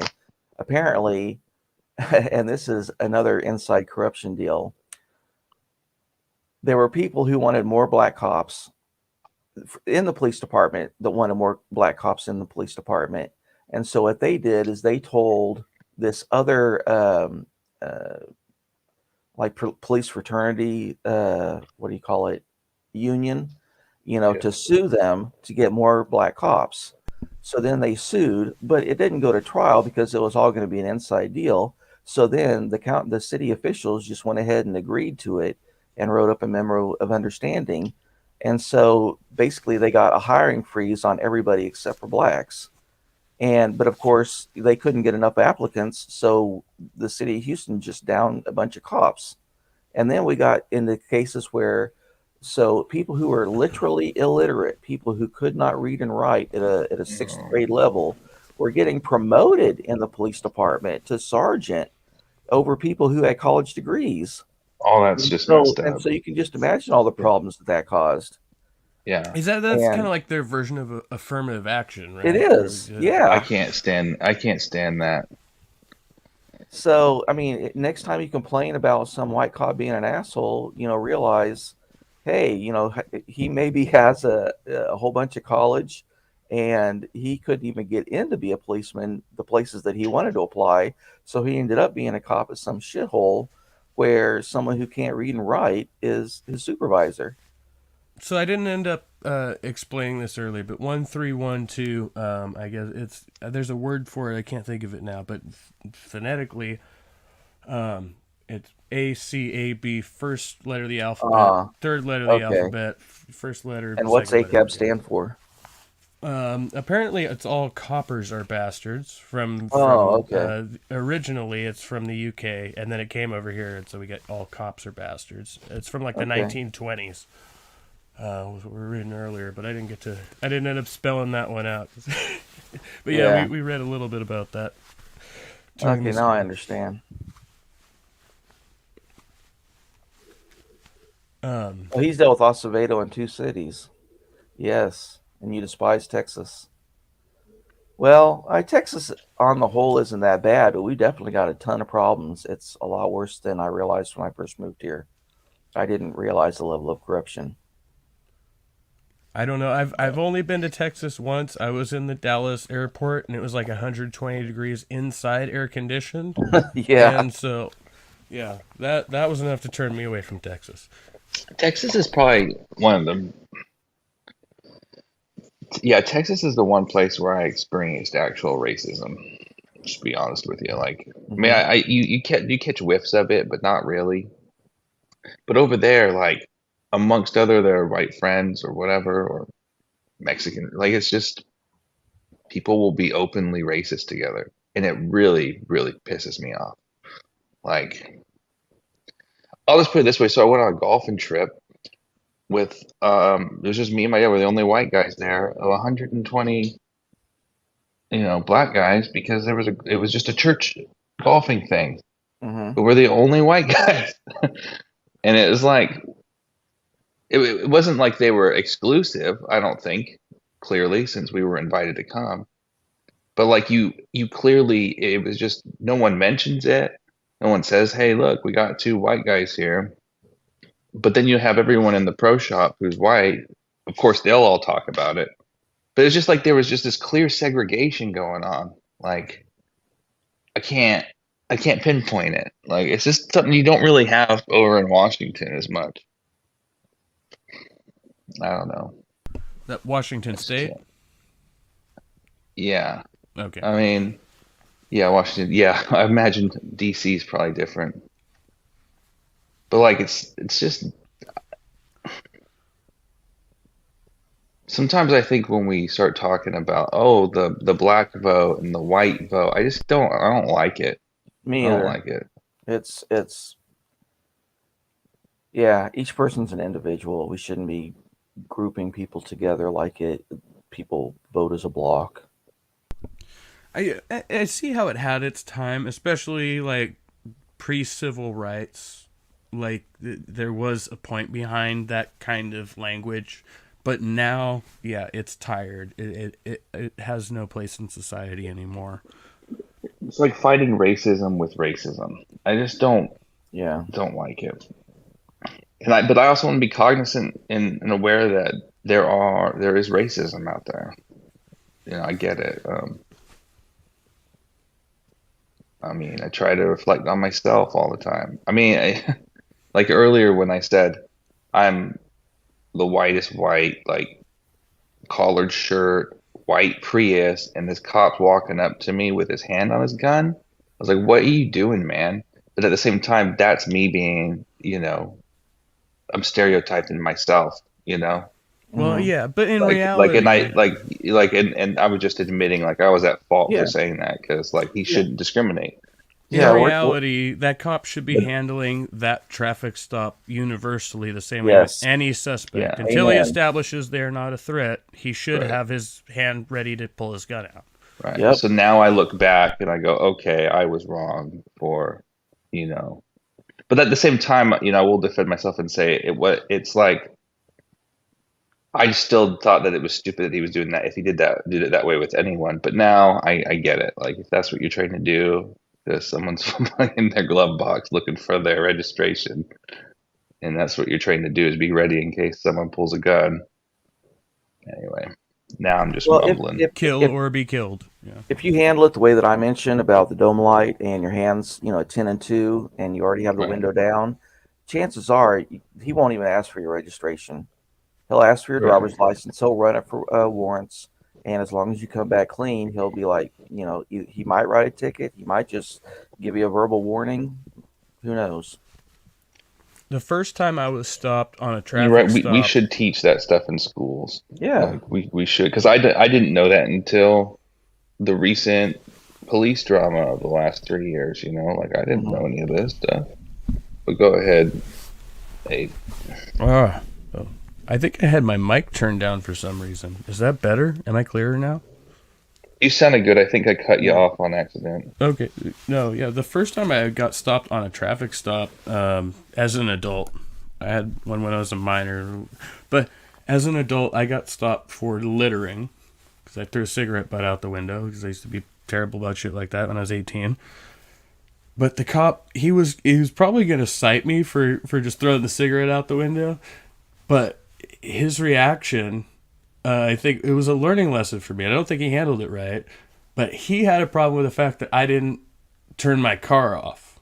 I did everything like Hillary's email said. I had my hands tended to on the wheel, pulled to the side, but I did not kill the ignition.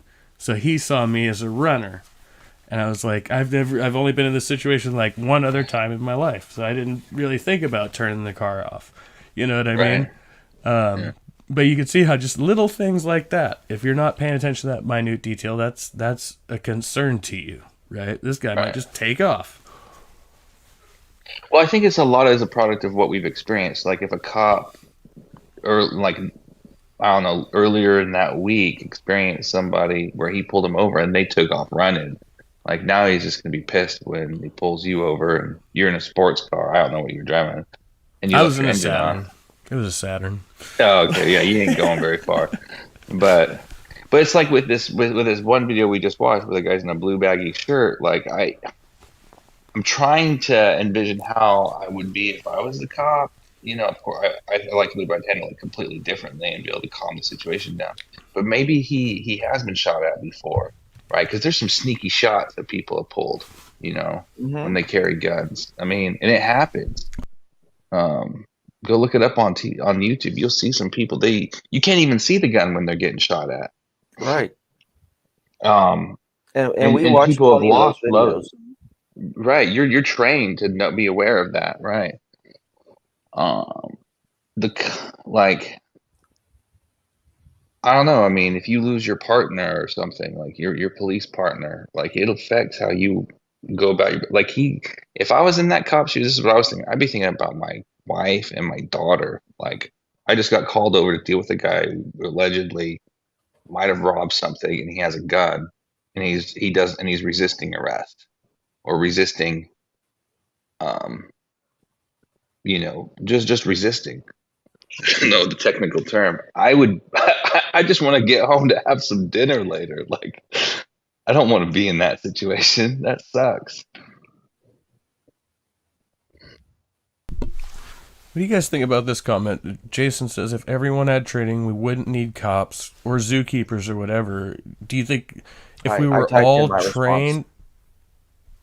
It'll come up in a second. If we're all trained... Oh, I see you there. Some news in northern EU countries. No, that's how it is in some northern EU countries. They deliver mail because there's so little crime. Like in Sweden and Iceland and several of those places. Like literally, it's the male people that are cross-trained as police because they just don't ever have any crime. And even in Germany and Russia, there's different types of police. There's the criminal police, there's traffic police, there's order police, which are basically just traffic tickets. Not traffic tickets, parking tickets. I don't know about Germany, but I think Russia's probably, we could say that's very corrupt, and some of those police units are more equivalent to gangs, which we have here in the States as well, right?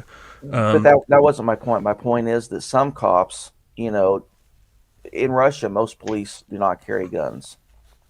They're only specialized units. Yeah. I didn't know that. And traffic police, that's all that they do. They don't ever make, felony arrests or calls for service. All they do is tell people to pull over so they can write them a ticket, which really it's getting a bribe, but that's it. But in America, it's like we get trained and we're supposed to be kind of jack of all trades. You'll go to a cat in a tree or to a domestic violence to a child's just been murdered, and you never know what's going to come up next. Yeah, that's true. And you see some crazy stuff, man. I think there's also a policy where you're not supposed to police your own neighborhood. Right. Which, it seems to me it would be more effective the other way around. Like if you actually knew the people that you were serving. That's why you usually do the same area throughout, your however many years you're there, because you get to know the people. You get to know, hey, that's, crackhead Terry over there. He hadn't any problem, and if I ever want any information on what's going on, he'll tell me. So you can get really good performance reviews because he's going to tell you who stole the cars, where the stolen cars are, who's got a gun, who doesn't. Yeah. And so you just let crackhead Terry go ahead and smoke his rocks, and you want him out on the street. You don't want him in jail because he's giving you all the good info.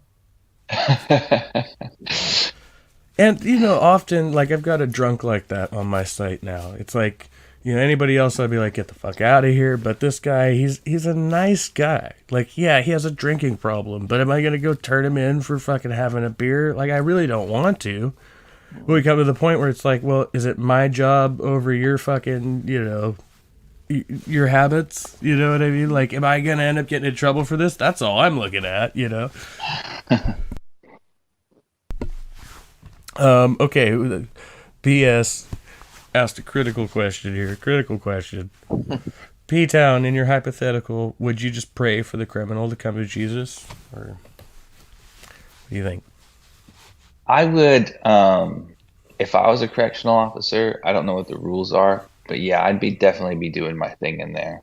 Do you think you'd be trying to convert inmates?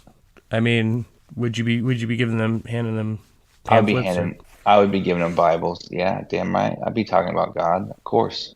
Yeah, if I was allowed to. You can witness, but you can't proselytize. Right. So whatever I'm allowed to do, I would. Yeah, you can't go around handing out like tracts, but you could say, hey, this is what works for me, and have you ever thought about trying church? And but if they ask you to stop, then you have to stop, otherwise you're violating their rights.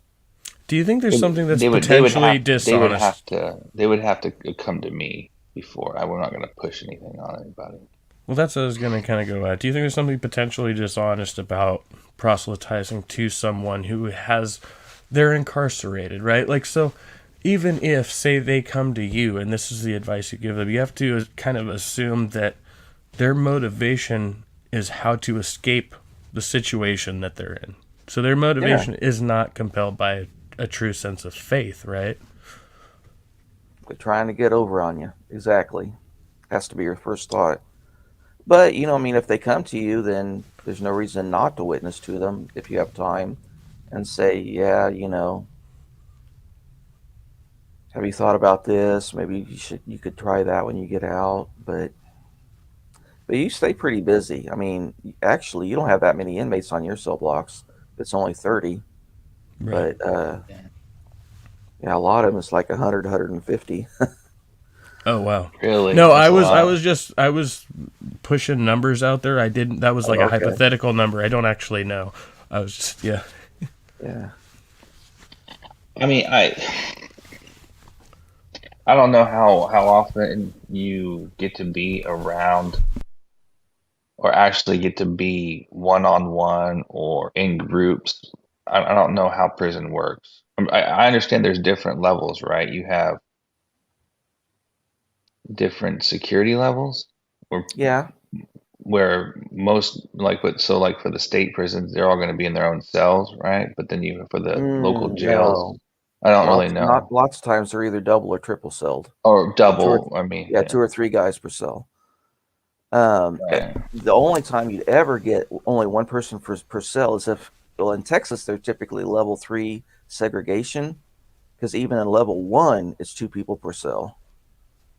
But in county jails, it's anywhere from 4 to 8 people in a cell, and they're all in bunks that are bolted onto the wall.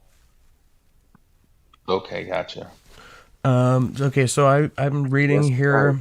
It doesn't give us a direct inmate to guard ratio, but the overall is a 5-to-1. So that should be we have 5-to-1 because our prisons are overcrowded in California. That's just here, I don't know. But I mean, in my experience when I was in jail, you could have up to 15 people in a cell and holding at a time. So that was one thing, but those people are only there for maybe a few hours at max, and then they get either rolled out or put in a cell. And then once you get bunked, you've got 2 prisoners per cell, period. Once you get bunked, that's it. And then I'm thinking each block has about 2, 3, 4, 5, 6. Okay, so maybe 16 times 2, so slightly over 30, 32, right? Yeah, for local jails, 35 to 40 inmates and 2 officers per cell block is pretty good. But at the state level, it's like 150 to 1 because it is just, you're warehousing them. So there's very little inmate contact. You give them an order, you got orderlies or trustees or whatever they're called in your area. And they're the ones that actually do most of the job. Trusty apes, no pun intended. No. What kind of programs do they have? Classes? Do they have job training or? No, they have. Do they have? Do they allow Bible studies? Yeah, they have all of that. Yeah, they do. Okay, that's good. But you have to qualify first. Like they want to see you just sit on your lonesome for a couple of days, and then they'll be like, "Hey, do you want to do these other programs?" Because they're not just going to immediately offer it to you.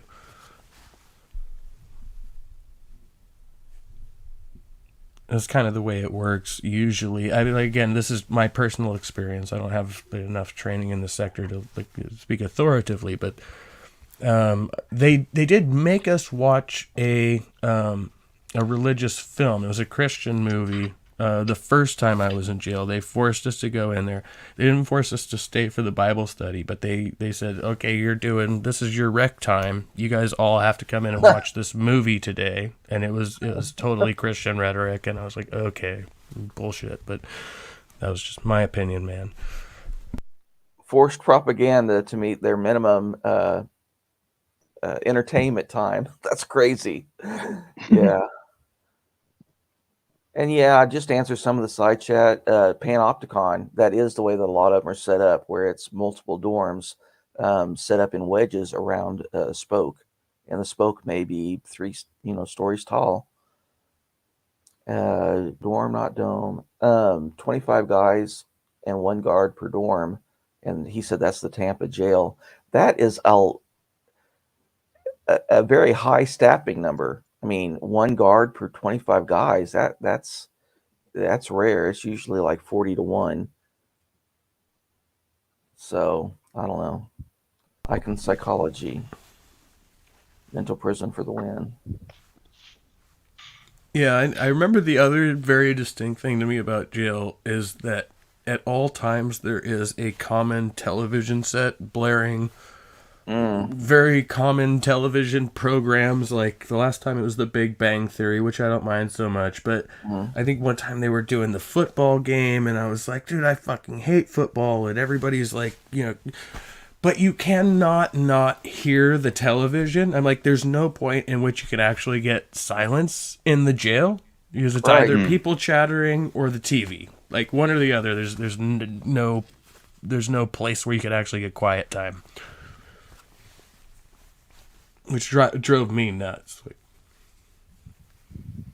Yeah, that's part of the breakdown process, is just the noise overload. It's so hard to sleep. People are constantly sleep deprived.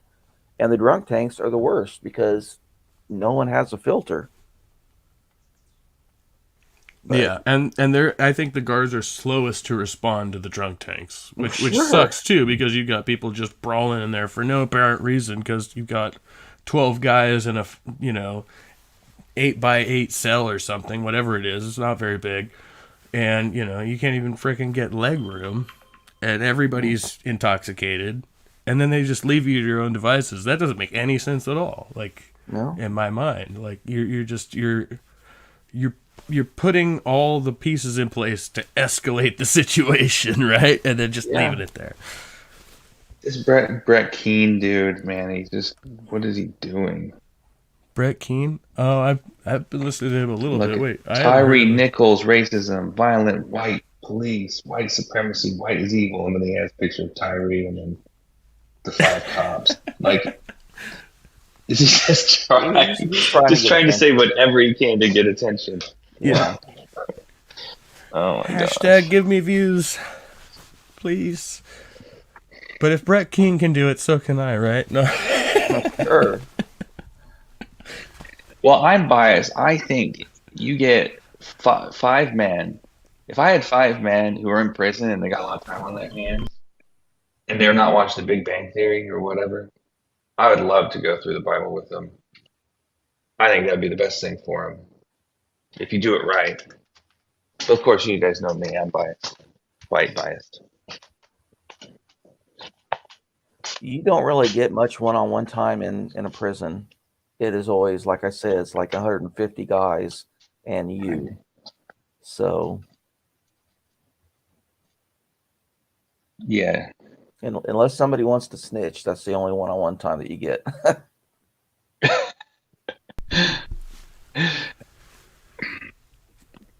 Yeah, I mean, let's see. I would say I actually spent, when I was, the first time I was in jail for about a week, I spent like a whole 30 hours in my cell alone, where they had one of my cellies got released to somewhere else, and then they rolled another guy in with me. And that actually ended up being a really positive experience, because he had been in for a while, he had had a similar charge to mine, and we ended up working out together. Like, it was really cool. The first guy was an asshole. He left his dishes all over the place, and I was like, man, I had to clean up the cell. And, so it was like, okay, I got that whole dynamic down, But one of the most uncomfortable things about being incarcerated is that you have to relieve yourself, like, directly in front of your cellmate, and there's nowhere to, can't take a shit in private, which I think is probably one of the most dehumanizing experiences about it. I don't know. I don't know. Could that be improved? Could there be a way you could put an actual divider up at least, like a curtain or something? No, because then you can't be observed. And it's different for different jurisdictions, but typically there's a reason. Just think about however things are. There's a reason why it got that way. Somebody did something and they had to make an alteration. Yeah, well, I've never been in prison, but I think people probably get over it pretty quick. I mean, I don't think it's really like a thing to watch someone take a shit, No. There's etiquette about it. There's you try to at least, and you try not to use the toilet when your cellie's in the room. If you do, you're flushing constantly so they don't have to smell it. But usually you can each get individual time out of the cell, and you try to use that time to do it. But it's a very limited time frame. It's like, okay, let me schedule my pooping, So. And in prison, there is about a 4-foot or a 3-foot brick wall right next to the toilet in the day room. And so, I mean, you get that modicum of privacy, but if somebody walks around the wall, you can still see them. And they keep the wall short enough so that you can still see their head and shoulders, even when they're sitting down, because you don't want them to disappear. And, I could tell you stories about shower rooms and stuff like that, but... Is it as bad as people say? Not where I worked.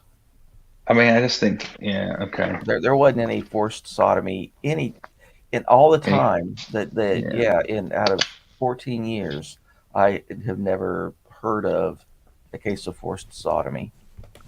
That's what I always assumed was the case. But, it just gets tossed around so much. Shoot, I think it's been tossed around 3 times today in the chat. If it's not sodomy, it's spankings. And talking about what P-Town needs, all that. I didn't even see that. I'm sorry. No, Maybe a little over the top. Maybe people are just fucking with you a little bit. I don't know. Oh no, I know.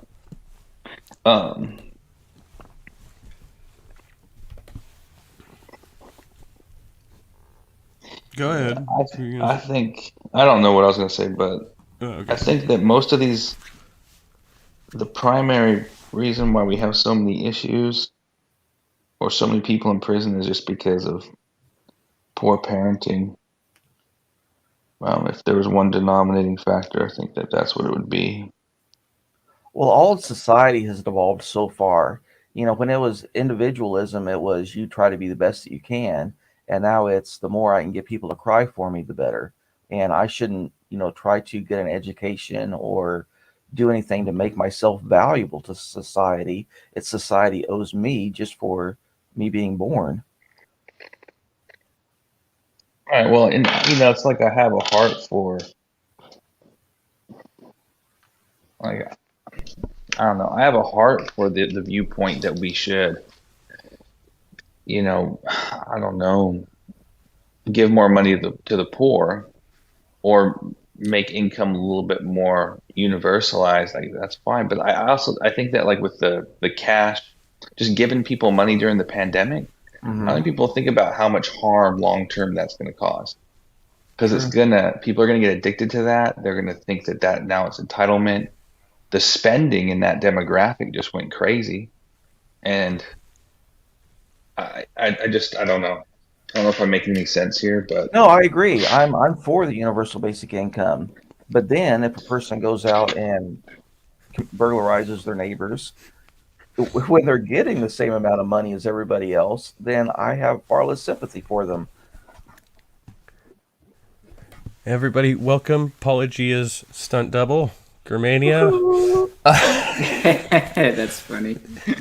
I'm gonna go get a cup of coffee. Sorry, I had to let my dog out. I like it. I'm Paul Stunt Devil. Grrr.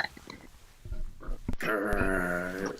What are y'all talking about? I literally just got home, saw you were live, so I said, oh, good. Because I wanted to go on somebody's stream or do my own. So I saw you were live, so I said, okay, perfect. So nice to have you here. I don't think we've got. So Eight is trying to be a correction officer. Yeah, I'm doing the test tomorrow. Oh, really? Yeah. That's cool. So, well, if you would, don't go and beat up black people as a cop. Yeah, see, I want to do like the opposite of that. I want to be, the good cop at least 99% of the time. But, sometimes, good people have to do bad things, man. Well, what I was going to say, I do understand that sometimes you have to use more force than what is normally necessary, but yeah, I get that. But yeah, I don't know if you heard about, what's that guy's name? Tyree Nichols? Yeah, we were watching the video earlier, yeah. God, I watched the footage of the cam footage. I think this was yesterday. It just made me feel all blah and empty inside. I was just telling the guys I can't watch that stuff because it makes me feel too much. And I get that. Watching, like, I watch a lot of horror movies. I love horror movies. But when it's real life, it's like, oh, that's very, very different for me. Right. I'll fall asleep to a zombie movie, but I can't watch, like, the real stuff. You should you should play him the video of the punishment I proposed. No, I'm just joking. Did you see that one? No, we can play that again. I mean, it was bad, but not nearly as bad as the other one. Let's see. It's what? It's an alternative. I think it's an alternative method that might save us a lot of tax-paying dollars. I think 8 might be playing it. Okay. And I do want to say hello to Jason Jacoby in the side chat. He said Gerfict. Gerfict.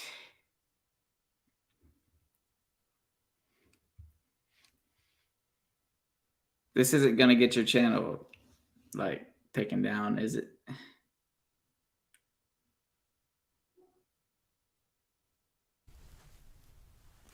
I assume if it was going to, it would have already. But there is an ass in the video, so there's some ass. Well, be careful. The only reason I say that is because the video that you have up is not on YouTube, and there might be a reason for that. Yeah. Damn it. But if you've already done it, I guess it doesn't matter now. Yeah, I might just get one of those content warnings like we saw in the Tyree Nichols video. Yeah. Eso, así es. Bájenle los calzones. Don't steal a car in Guatemala. ¿Cuándo está? Agárrale la pata. Agarra la pata como yo, las patas. Las patas. I don't know what La Pata means.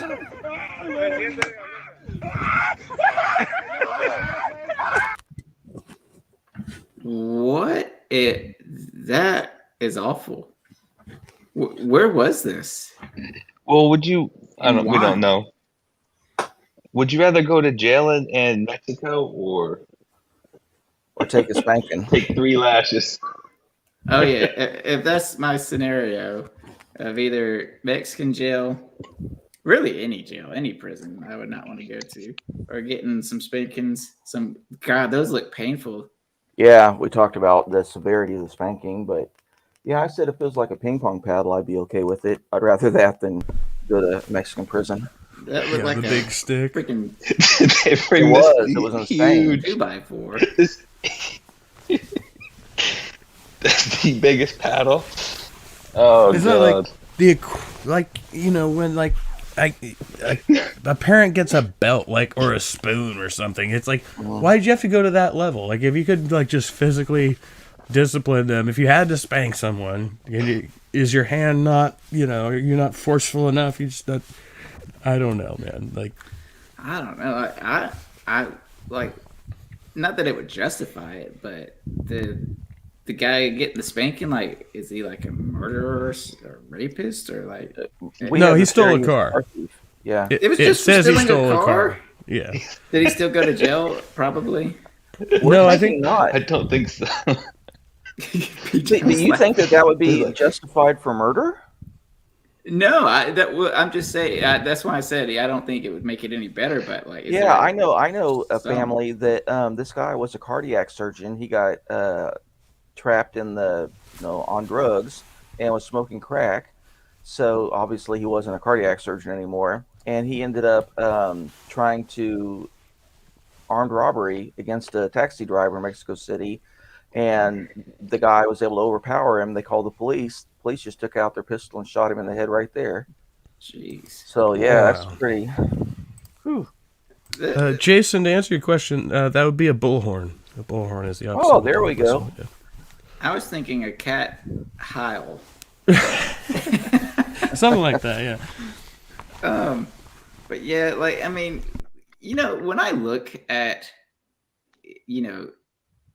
my fellow species, humans, I see nothing but ugliness. And then when I look at nature, I see ugliness and then some. And what I mean by that is, at least with humans, there are moments of serenity, oh man, a father and his son sharing ice cream, or someone just being in solitude watching the sunset.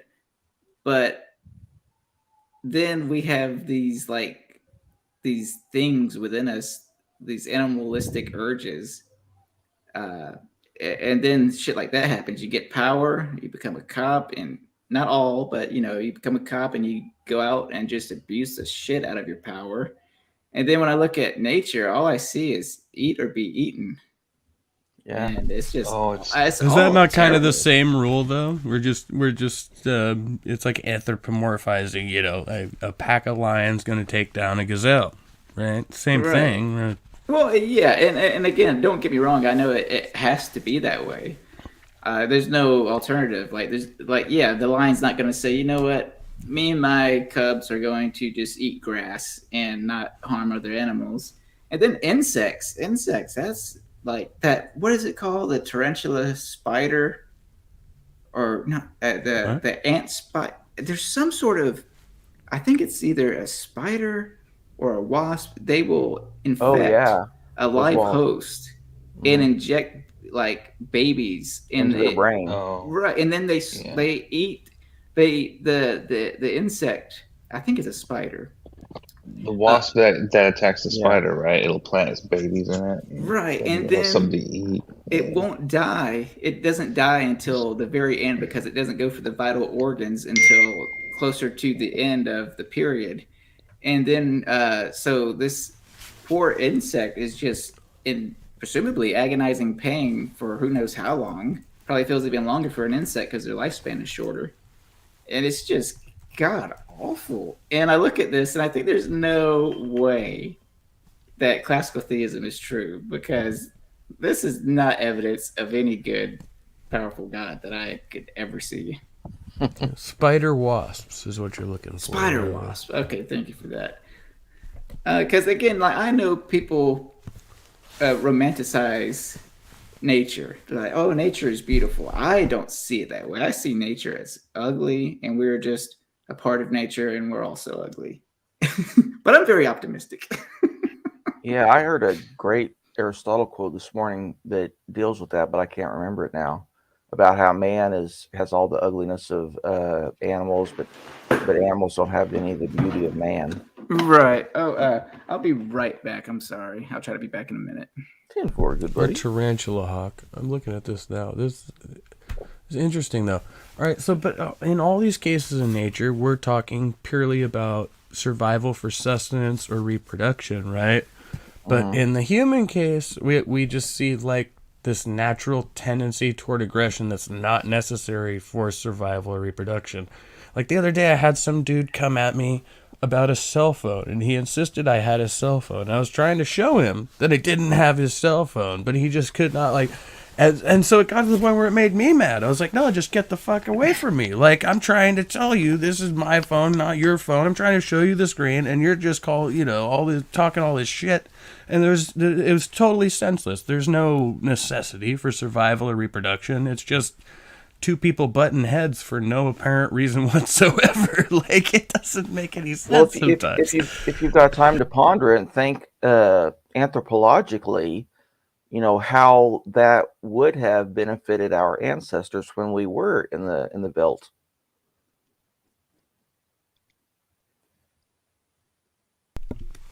Well, I mean, I could see that like for territorial dominance, which is in some sense linked to the former, right, like the survival, the reproduction, but right, it's not really necessary. Like it's only necessary if you want to continually, like, and humans do this weird thing that I don't see in nature. We can want to continually occupy a territory, which is where we get like the concept of property. Like, yeah. I think lions, they have a pride that's on one fixed geographic area, and if another lion comes in, they'll like maul it. And there's some other animals that are like that too, like some rats will stake out a territory. Raccoons are extremely territorial. So there are territorial animals. And the whole reason is if you're building up your area, or you pick out one that's exceptionally defensible, then of course you want to maintain it and keep it. But I just think it was resource acquisition. Just like you want your cell phone, well, maybe you had a pretty bauble, that a different ape would want, and he'd try to steal it. And if he can have more testosterone and grab it, then that's something for him. But if you have communication ability and can get 3 or 4 people, then you can take down the bigger ape. Right. So there's a little pressure on both sides. I want to say hi to Secular Pagan Mom. See you there. Hey, Mom. The mummy. Yeah, well, okay. So he was just trying to punk me for the phone. Thought he was going to get one over on me. And I considered that. I definitely considered that in this situation, which is why one of the reasons I responded with the aggressive tactic too. But Man, I don't know. Like, there's so many other ways you can go about that. Like, I don't know. There's a psychological component I think humans have towards. Well, you could see it a lot in the animal kingdom. Now that I think about it, like, there's a lot of bluster and intimidation that is used in nature that never really amounts to violence. We tend to document the violence because it's actually more anomalous, right? Yeah, both peacocks with just a display of their plumage, or rams, battering each other's heads. There's two different versions of it. It's like a dichotomy. A dichotomy in existence. We document the best and the worst, but not the in-between so much. Yeah, isn't that weird? Yeah. See, I don't think I have a moral difficulty with becoming a CO. If I'm not the guy who's bringing the guy in, and I'm not the judge, I'm somewhere in the middle. I'm taking a more neutral position, right? Hey, you're just here, I'm here, and we got to deal with each other, and that's what it is, right? Like, well, what got me interested in it is I had seen so many other people brutalized. Luckily, I avoided that myself, but I thought if I take that position, then that's one less jerk that's going to be in that position to rough people up, who are then going to go out and commit worse crimes when they get released. Yeah, and have more of a resentment towards law enforcement, people with badges. Yeah. Yeah, and have a legitimate beef with, why should I follow other people's rules because they don't follow them themselves? Yeah, I think that we have to hold the state to a higher standard than individuals, but of course the government sees it the other way around, that they can do whatever they want. We're just their property. P-Town, I see you're muted. I'm wondering if you would have an opinion, if you're available, on is there a biblical interpretation of this? Is there somewhere in the Bible where it says anything about? Yeah, forgive me because I'm working at the same time. I didn't get to listen to everything in detail, but I mean, I also don't want to ruin your guys' conversation about how you're going to look at it from an evolutionary perspective when we're talking about the difference between humans and animals. That's not how I'm going to look at it anymore. No, that's why I'm asking. Yeah, the Bible does, and Job talks about different psychological aspects of animals. I think it's somewhat prophetic. Talks about how the ostrich will just bury her eggs in the sand, and just leave them to be. How we won't be able to put a yoke on a wild ox. So God's made some animals where they can be herd animals, and then there's ones that you just won't be able to tame. Because, for example, we have tried to tame. Like a cow isn't necessarily the best animal to actually pull a plow. I mean, a moose would be better, much stronger, much bigger, and they've tried to breed them to get them to be able to hold a yoke, and they've failed. So it's kind of cool to get into it. I think that looking at humans from an evolutionary perspective, I used to, and trying to direct our path, how we should be as a society, I think it is not the way to go, to be honest. But I will agree that nature is incredibly, can be incredibly inhumane. Yeah, I mean, it's... So, Jason, be safe, even if you're not driving. Okay, so is there... I've never asked you this question, so I have to ask you, do you think evolution and religion are not mutually exclusive? I'm open to being wrong, because there's a lot of Christians who believe in evolution and the Bible, but I just don't see how you can take that. I can't approach Scripture that way. That's just changing what the Bible says in my mind. So,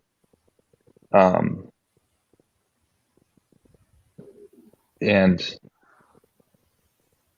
what I wouldn't say it's exclusive, but like it would have a very it would have a very big impact on me if evolution turned out to be true.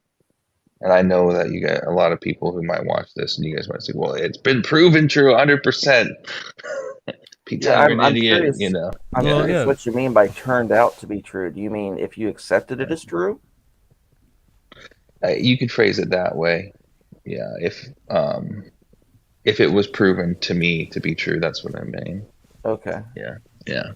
Well, there are aspects of evolution that we can observe, we know are true. Evolution as a whole is a theory, or more specifically, a group of theories, right? Like, so it's not like we're not saying like evolution is one solidified thing. There are various proposals of how and why and when evolution occurs, but we can observe some of them and we can hypothesize the others, and it doesn't really make like. I don't want to misrepresent too hard there, but that's kind of my understanding. You're talking about a group of hypotheses, Exactly. some of which are directly observable. Well, clearly on the stuff that's observable, I don't have no disagreement with.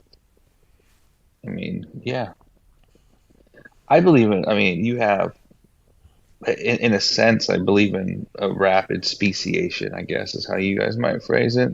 Okay. So I think that, yeah, again, this is just me guessing and trying to fill in the gaps of what we've observed in science and what the Bible says, and trying to make sense of how it could have actually panned out. But you have, I don't know, you like in the beginning you have more variations at birth by animals and probably humans as well, but also the genes were stronger. So like you'll see that you can interbreed in the beginning, but then as generations progress, you no longer can, because it's like making more copies and a copy machine, and Exactly. things become weaker. Yeah, and I think it's Yeah. so. From my view, I do think the science supports it. It's just a completely different view than what the paradigm that's been considered to be fact. You know, basically, it's just, you know, it's not my expertise. Were you going to respond to Hillary's email? Or? Oh, I was just, the way I look at it is evolution is just greater specialization. And so before people become different species, or not people, animals, plants, whatever, become different species, you know, they can all interbreed. But then once they develop a specialized trait, somehow that knocks them out of being in the breeding gene pool for the rest of the group. So yeah, I think there's something to that. There's a lot about what science has observed and documented that I have questions about. It seems like there wasn't enough time to do all the rapid, you know, evolution, gene changing that has happened on Earth. I don't explain it or try to. I just, okay, you know, I'll look at the more local time period of over the last, you know, 100,000 years or something, and say, okay, we can understand how it happened the last 100,000 years. We really don't know before that. It really doesn't matter to me. If God did it, it's just chemicals. Either way works. It's fine. I don't care. Right. Well, like I guess since I want to pinpoint where I have to kind of draw the line, it's challenging for me to learn like a yak or what is it? A llama and a camel can interbreed. They can't actually like interbreed by make baby, but if you take the sperm of one and put it in the other, then you can make a yackle or whatever.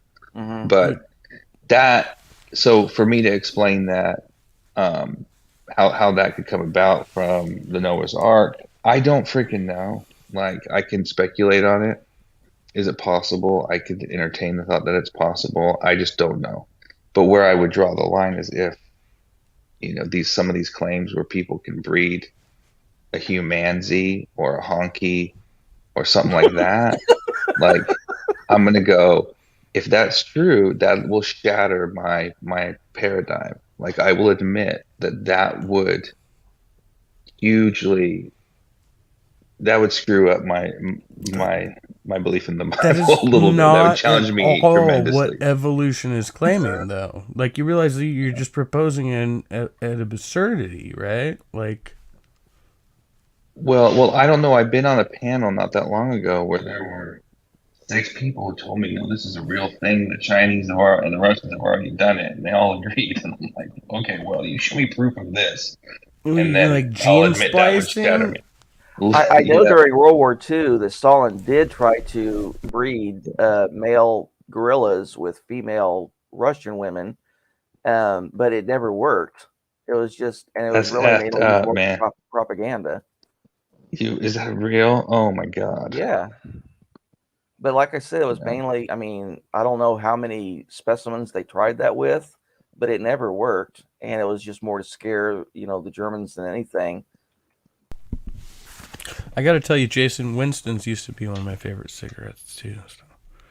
Well, I'll give you an example of how I think it can be dangerous to take from an evolution, because I have a degree in psychology, and I was an atheist who was pretty much segueing to possibly being a Christian during that time, and evolutionary psychology was fascinating to me, because if evolution is true, I think looking at how our past as a way on how we should move forward is just common sense, right?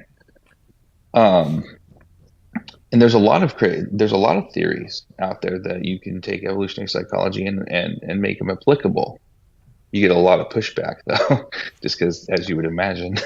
P-Town, were you of another religious denomination before you became an atheist, or were you Christian atheist then Christian again, or were you? How did that go? Yeah, I'm not really part of any denomination, and never really was. It's hard for me to explain it because Were you Christian before you became atheist? No, I don't think so. So you'd say you were raised as an atheist? My parent, with I wasn't raised as in a Christian home, so like my parents didn't believe in God. Okay. Pretty much. Well, I couldn't say that, because my dad claims he believes the golf courses is God, so I don't really know what that means. Yeah, he's kind of joking though. Right. Flying spaghetti or a flying golf ball monster. Yeah, something like that. But I remember doing this for my my final big thesis paper in college. It was a study on the attractiveness of men, the attractiveness, like sexual attraction, women and men, and how masculine they are, and whether or not, and then how smiling affects their perceived attractiveness. So what I found from the study was if a masculine what was the results of this? It was cool. It's actually applicable, and some dude in Canada ran with it and applied it to social media and became really famous. But basically, if you're not a masculine male, you don't have a strong jawline, whatever women would categorize as being masculine, you actually are perceived more attractive when you don't smile. Go figure. You think this is why, back in the day with people in military service and law enforcement, when they take the photos, they would have them just have this kind of, just a blank expression. It looked like a blank expression for the most part. They're just... I think they do that because typically when you're getting troubled by the MPs, you're not smiling very much. You're easy to recognize. I don't know.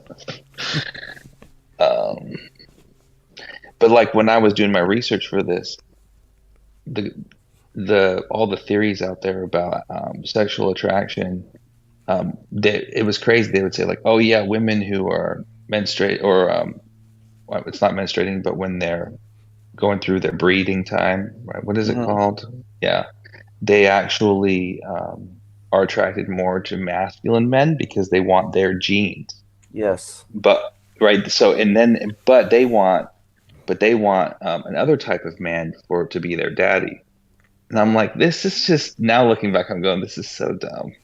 But this is the type of thinking that if you take an evolutionary approach to it, literally, we should be impregnating women with the masculine men, but then raising them with the nice daddies, like, or feminine. Like, would you also say that's a way to say that we, in some ways, as breeders, are it's preferable for us to be able to change the mask, right? You can go from being a masculine man when you're trying to breed to being a more caring, effeminate person, I guess, if that's the word I'm using. You're going to have more maternal tendencies as a father once the baby comes versus, I mean, and in the same sense, we'd say, like, we'd reference like the mama lion or something like that. Like, mothers, once their baby comes, they tend to become much more protective than fathers, and they show their teeth a lot more, and that's would be considered a masculine trait. So this is just a changing of the mask according to the situation, right? Well, yeah, you bring up a good point. Like, guys typically, like, someone mentioned this to me the other day, but like, they don't want to have sex as much when their wife is pregnant, and they'll cite that, they have these hormones and these hormones or whatever, and it has something to do with getting ready to be a dad. That way you're not out seeking other, and they'll tie it to evolution, and I'm like, I don't know, man. Like, I think it's just it's creating a story. I get it well, it has to be. I think it's just adding. It's not testable. It's not testable. It's just speculation, right? You can take science and go. The taking an evolutionary explanation for it is, to me, not the. I get it. It's okay, but it's not. I don't think it should be put up there with science and in the same par of science. Because another people SPM, I gotta say, it's not intended to be a sexist frickin' stream, but we just don't have any women coming in, so I'm sorry. But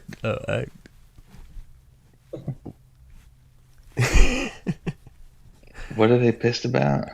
That there's no women on the panel, and we're talking about certain issues pertaining to women, and it's like, I would much rather have a woman on the panel. I just don't have any right now. So I'm sorry. But I think that those hypothetical evolutionary papers that I was reading at the time, I think it's just a bunch of baloney. Like, and secular pagan mom I find it quite offensive towards women, actually. I mean, I didn't like it. Don't like it now. Yeah, this, it tends to be I'll drop it again. Damn it. Is this sexually, we are what's the word I'm looking for? No, I just happen to have more dudes that subscribe to my channel and comment in my open rooms. And I don't know why, because I tend to have more female friends in real life. But hey, whatever. It's fine. It's all good. I don't care. I don't she care. Pissed at me for some reason, or she's got some argumentation in the side chat. She's mad at me we about went how back the to how evolution has anything to do with God, right? Or how you could differentiate those two, and then she had some issue with her commentary on menstruation and stuff like that. But again, I can only invite people to come into the conversation, but. Okay. Jeez, it's being a little facetious back there. We gotta have fun with this shit. But I'm gonna have to wrap up in a little bit. Not, I got like 20 more minutes maybe. Unless, we could totally conversation shift or stay on course here. But I was just announcing that and stuff. So. Anything? No, I don't know. I mean, I don't know where to go on the topic. I think that if approaching where we should go as a culture or as a civilization and using our evolution as our directing path, I think can be a dangerous thing. And I think that history has demonstrated that. But I know I get a lot of pushback by saying it. But that's my view.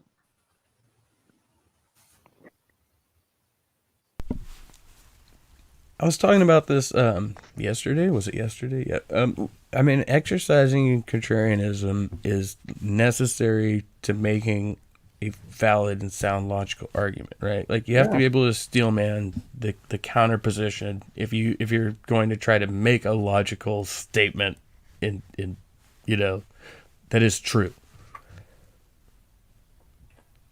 You can't have one without the other. So I don't think that's like necessarily a bad thing. It's just the degree to which you implement that, right? Like,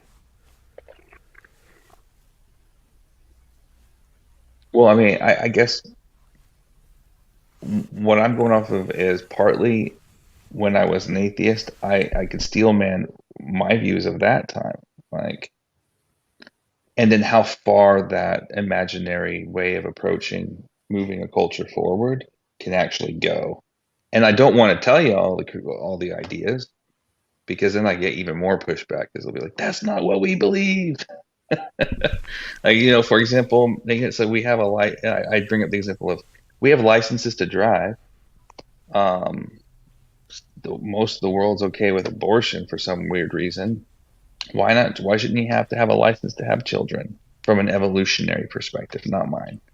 I'm going to get in trouble because I'm going to agree with you. I think that, we should have some way to prevent people from procreating until, they can pass the court. I'm even with Pine Creek, maybe they should have to save up $100,000 before they could, have a kid, be able to prove that you can afford having a kid.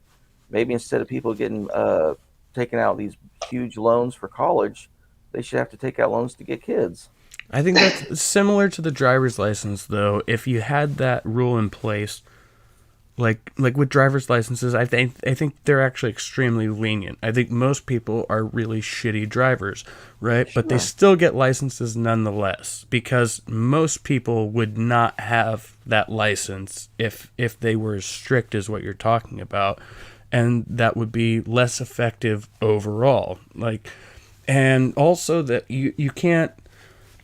Good parents learn from shitty parents, in such that they observe shitty parenting and they say, I'm not going to do that. But if they didn't observe the bad parent or the bad driver, then they themselves would not adopt that mindset, and they would end up being like, you know what I mean? You have to see, if you see the thing in action from a different perspective, then it teaches you not to do that thing. So there's some necessity to that, to watching other people make mistakes in order that you yourself do not make them.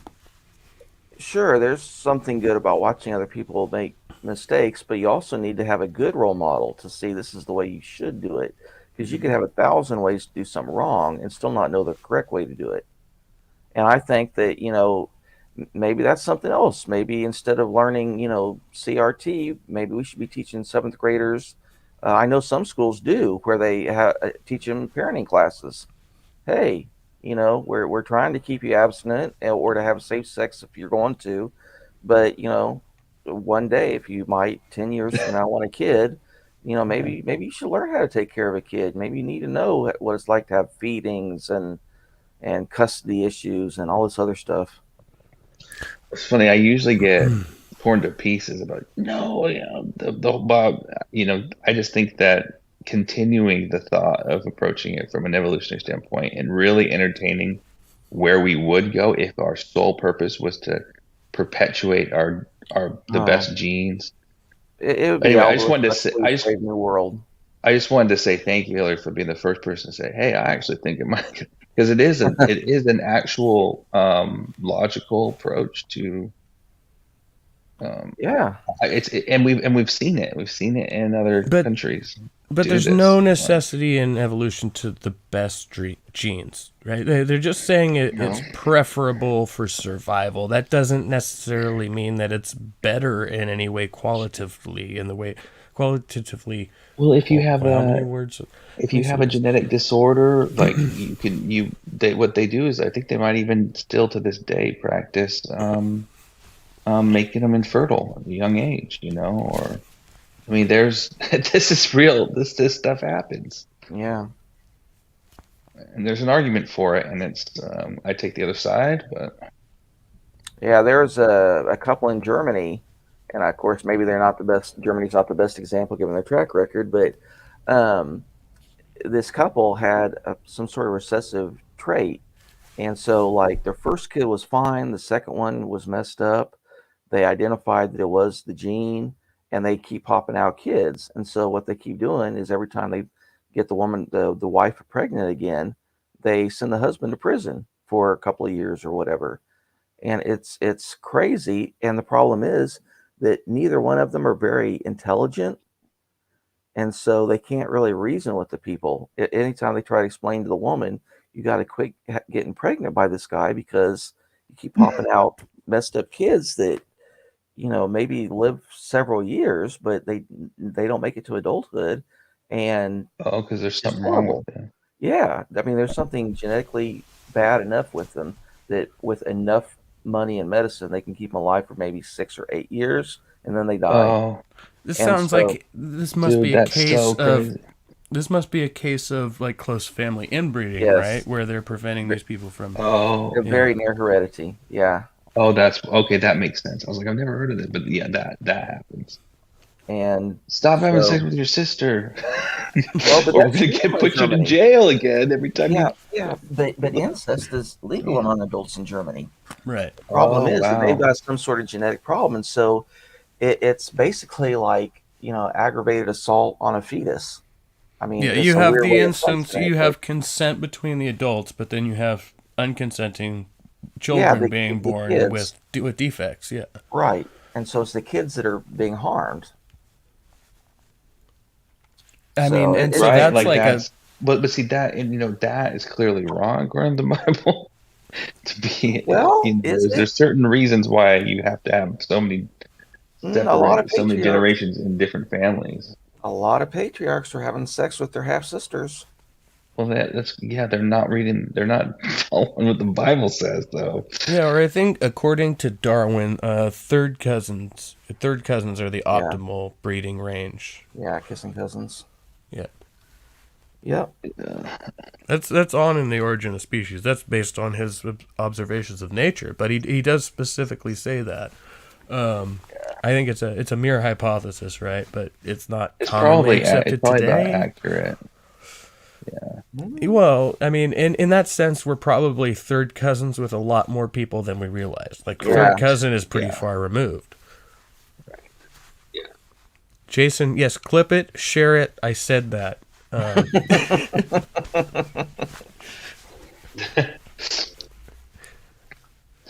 I would like even. Yeah, go ahead. I saw on my newsfeed that the king or whatever of Brunei's daughter just married her first cousin. Well, how many cousins does she have? First one she's marrying. Sultan of Brunei. I don't know. Like, you think it would really be optimal for as far as continuation of the species if we were all more like polyamorous. We just had sex with everybody. I mean, yeah, we'd have a bunch of messed up babies, but we have a bunch of good ones too, right? And probably more good ones than not if we weren't just screwing our sisters all the time, because then you just go screw your third cousin or whoever else, right? Well, and then there's even evolutionary pressures against mating with close family members. People that are raised together generally don't find each other attractive. But if they've been raised separately and are meeting for the first time as adults, then they have that, I forget what it's called, but attraction to similar people. Yeah, well, it's like the same with like a child to parent. Like most parents don't get off on their children because they had to like see them born and wipe their asses and deal with their temper tantrums, and that's just not really an attractive look, right? Right. But then stepdads are often the most frequent offenders because they didn't be around that kid for the first 8 years of their life. They're just seeing, hey, this is a 12-year-old, we're living together. I know it's illegal and it's wrong, but evolutionarily, she's entering the prime breeding age. She has no diseases. So, that's why their midbrain may be enticed, even though their prefrontal cortex should know better. Jason said citation needed. I'm sure we could bring you a bunch, but we're just speculating on this point. Yeah, citation to what? About the I forget what it's called, but there is some effect, Westermar effect, I think that's what it's called, where people who are raised together between certain ages, like 2 to 8 or something like that, do not find each other attractive. And it doesn't even have to be a blood relation. It could be the girl next door. It could be someone from school. You were the one who said most. I don't know what that. I'd need more of a quotation. Don't be a Jill. Okay, great. I have 10,000 reasons to be asexual. Well, then great. And now I hope you're not calling me your God, but I mean, I've been called worse. Anyway, the Westermark effect does keep people from, breeding that have been raised together. And there's lots of sociology studies out there. Just do a quick scan of the internet, grab some from major universities, and don't fix it on you focus, okay? he's just bringing on some contrapoints, which it's fine. That's well. If good. I understood what they were, I said most stepdad. No, I didn't say most stepdads. I hope he's not calling me the FF, but no. What I said is that stepdads are the most frequent offenders.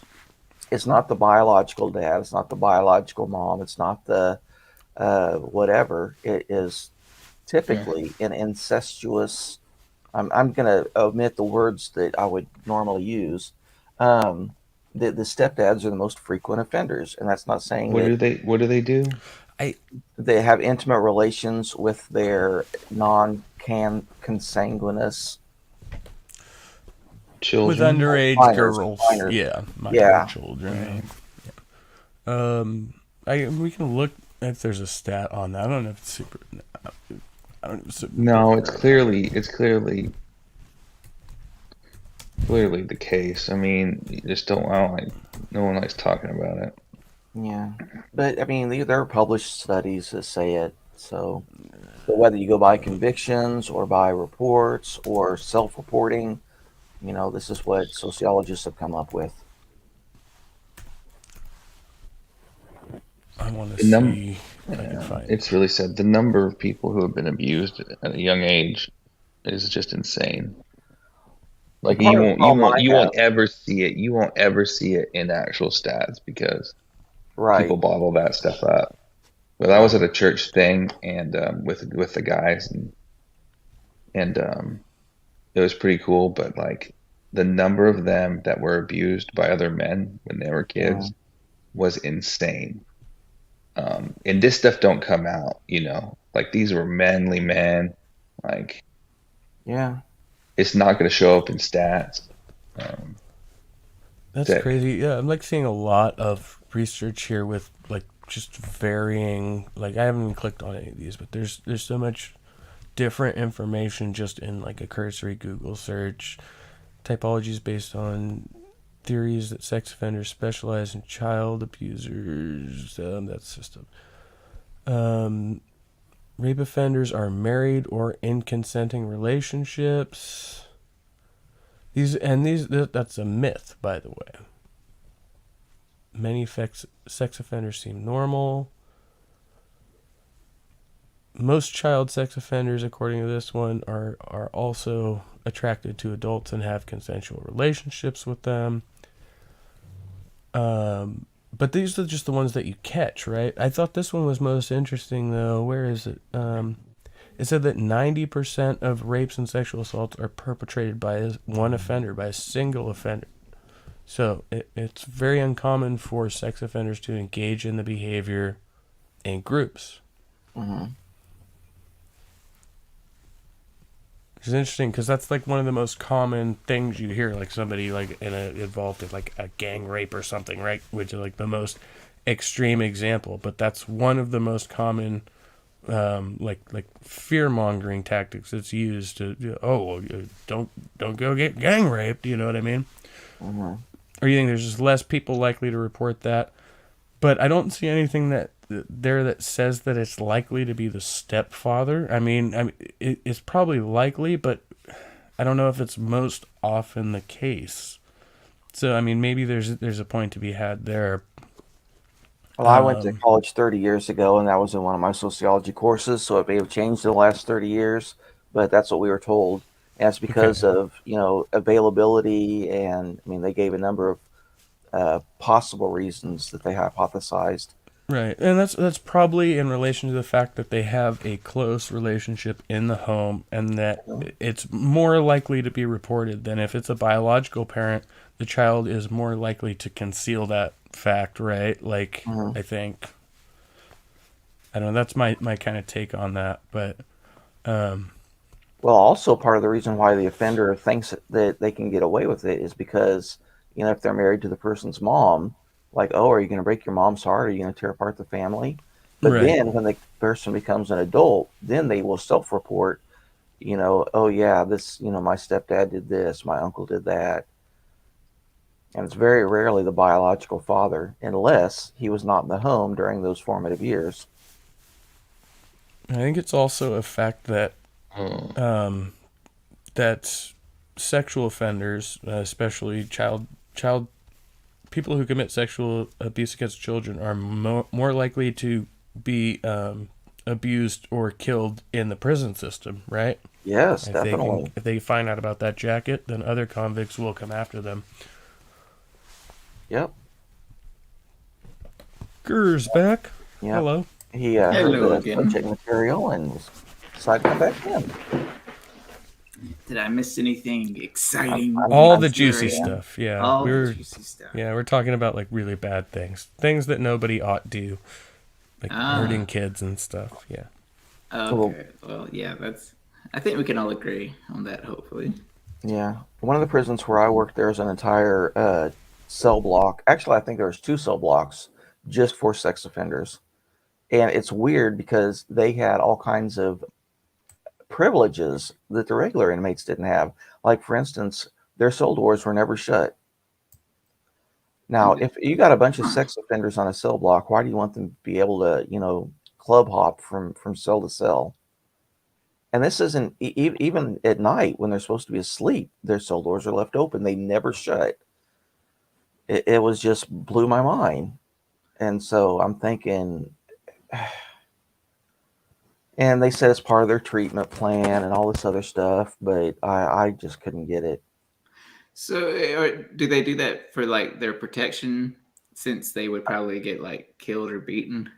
That's a complex question. They could put him in protective custody if that was the only question. Right. But I think that it's part of their like group therapy, because they have to go through group therapy and do education classes and all this other stuff. But for whatever reason, we could not shut their cell doors. And I always thought that was very strange. Huh. Yeah. I'd be curious to know like how that plays into their treatment and what their treatment would look like. Yeah. I have no idea what treatment for something like that would be, if there is any. Lots of times it's group therapy where it's almost like a 12-step program where everyone goes out and says, this is the offense I'm in for. And then each session, they'll pick one person to specialize on. Okay, this is what I actually did. These are the reasons I think contributed to why I did it. There's no excuse, but I think these are factors that contributed to it. and then they'll just go through that. I'm And of then the they'll say what mindset. you've done in different situations. I'm of the mindset that it's probably the case that most people who sexually abuse children were themselves exposed or abused sexually as children, and until they're Probably. able to address that, they're not going to be able to be honest about what their actions as an adult. Yeah, that's. I actually I don't know, but I could definitely see that being a factor, perhaps. I think it's definitely the case. Because it is a weird thought to anyone who's, quote unquote normal. Like, why would you want to hurt or possibly worse, minors? It's like, what is going on in that brain that makes people sadistic towards? I mean, it's already bad to be sadistic, but towards children, especially if we're talking like, sexual type of stuff. Children, it's just a power complex, right? I mean, you have to imagine this person's just saying, I can absolutely control this person. There is no doubt in my mind, right? So that it comes down to an issue of them having control, and they want. So I mean that's very basic, but that's I can see that. Yeah. That's one of the factors. Another theory is if they were traumatized that way by that kind of contact when they were that age, then they fixated at that stage of their development and never matured to wanting adult partners. And so now they can only interact with people of that age for their preference. There is, I was reading, this was some time ago, I was reading The Moral Landscape by Sam Harris. And he talked about a case, I don't remember what relevance it had, where this 40-something-year-old dude would basically suffocate this kid. I won't go into too many details. And then, he would release the kid before he would die, but he would go unconscious and wake up later. And he did that for about 2 years or something ridiculous. I was like, I had to put the book down for about a day because I was like, that I did not need to know about this. There's other details. And I'm just like, I could have gone without that. And I don't remember what relevance it had, but there was something about it. But I was just like, oh my God. Some stuff just, how you'll hear a story or you'll watch a movie, maybe even read a book, and it's so morally atrocious that you feel like you need to take a hot shower. Does anyone else kind of get that feeling? Oh yeah, absolutely. That's how I felt after reading about this case. And and of course my morbid curious mind said, okay, what was the source on this? So I looked at the source and I found the whole documentary, and he's just one of a couple of people that was documented when it comes to those that are attracted to minors, and then those that are not only attracted to minors but also very violent towards minors. So just I want to say hello to Mikey Famine. Mikey Famine's in the chat. Howdy. I remember that case specifically. I think Sam actually uses that in a couple of debates. I've heard him actually verbalize this whole thing. So he's got it committed to memory, and I think it's a great example of what I was just talking about, where the guy expresses that, yeah, there was some sexual attraction, but it was primarily about the dominance factor. What got him off was dominating the child. It didn't really have anything to do with the child themselves. And at least in the way he states it, that he had some regret or some negative emotion about it, but it didn't override the fact that he got off on that power of being able to do what he did to that child. When I found the documentary on YouTube about it, according to the perpetrator, the dude, he had tried to somewhat confess to the police department of his local region, and they were just like, they didn't take it serious. I can't remember exactly, but the moral of the story is he still got away with it. And I thought that was really odd because I'm like, wait a second. If this dude is actually going and confessing his crime when he could still get away with it, that shows me he must have, if he's telling the truth, he must have some sort of remorse or sympathy somewhere in him. Not enough to override his awful actions, but it made me curious. I would need a lot out of what he actually said because he may have just been sort of teasing the police. No, I think there's genuinely some kind of internal conflict that goes on inside of most people. If you're not like a genuine sociopath, right, you're gonna have some internal conflict in your morality where it's like, well, I get such a high from doing this thing, even though I know it's wrong, and then you have to battle those impulses. I did hear. I don't think this was related, but I don't remember. This guy went in to rob a gas station, and the first time he ever did it, as soon as he pulled out a gun and I think held it up to a woman as like a hostage, I guess. Yeah, empty out the cash register or she's gonna get shot. He had an orgasm? Yes.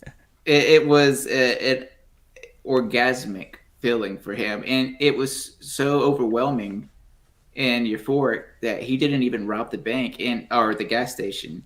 And I think he said he continued to do this, and it wasn't even about robbing the place. Because I think he only robbed a few times, but for the most part, if I remember correctly, he just enjoyed the high, the adrenaline rush of basically putting people in danger, including himself, getting busted. Really, yeah, the mind is a really weird thing. We're just a bunch of chemicals. Yeah. I'm sure P-Town probably disagrees with that last statement, but yeah, we're all just a bunch of chemicals. Everything we do, see, feel, touch, experience, it all boils down to chemical reactions. At least I think so. Yeah, and some of us are more, balanced chemically than others, right? Right, yeah. It's funny. I've been kind of off and on. I've been trying to think of a new argument against, God. And something I've been kind of contemplating is if you are in a good mood, maybe you just had a good cup of coffee or you got a pay raise, whatever's going on, your mood is enhanced. So you've got all these, chemicals going on in your brain, like dopamine, serotonin, endorphins, all that stuff. I feel like you are less likely to do something violent or harmful towards another person because you're in such a good mood. Right. Or you could even go the drug route. Like if somebody takes Molly, they're more talkative, they feel great. And I'm just thinking, if God, I'm not trying to turn this into a God talk. I'm sorry. It's my inner atheism coming out. But I'm just thinking if this God made us, why not just enhance those chemicals that we have? So our baseline is to be more patient with other people and more willing to give and help people and show, altruism because chemically we're better. We have a better makeup chemically. The meek will inherit the earth. So God already wants those types of people. God is the ultimate authority. No, but I can relate that too to like the law enforcement or correction officer thing, where to be stoic, right? To be truly neutral is the arbiter of justice, and that's a description of God, right? Like you're a truly neutral arbiter of justice. Just seems like he could have done a better job. Yeah, God. Yeah, he could have. He gets angry a lot. Yeah, he is one angry, jelly son of a bitch. P-Town, you can respond at any time. I think we're all addressing you. I'm fishing for it. Come on, P-Town, say something, dude. I didn't know you were fishing, Gur. No, I'm trying to listen best I can. I'm working at the same time, so I apologize. No, I understand it. I'm really not trying to get a rise or an engagement out of you. In all honesty, I'm just telling you all my thoughts. And it's nice to have a Christian in here, so then they can be like, wait a second, what did you say? Can you get a woman in here so we can talk about feminism again or something? I thought that's why Gru joined. Pagan mom, get in here. Yeah. Mom! What were you guys talking about? I heard you're talking about how we're just a bunch of chemicals. Yeah, I was just saying, when we're in a better mood, be it we got lucky on that day, so the chemicals are more stable, or because we consume caffeine or medication, drugs, whatever the case may be.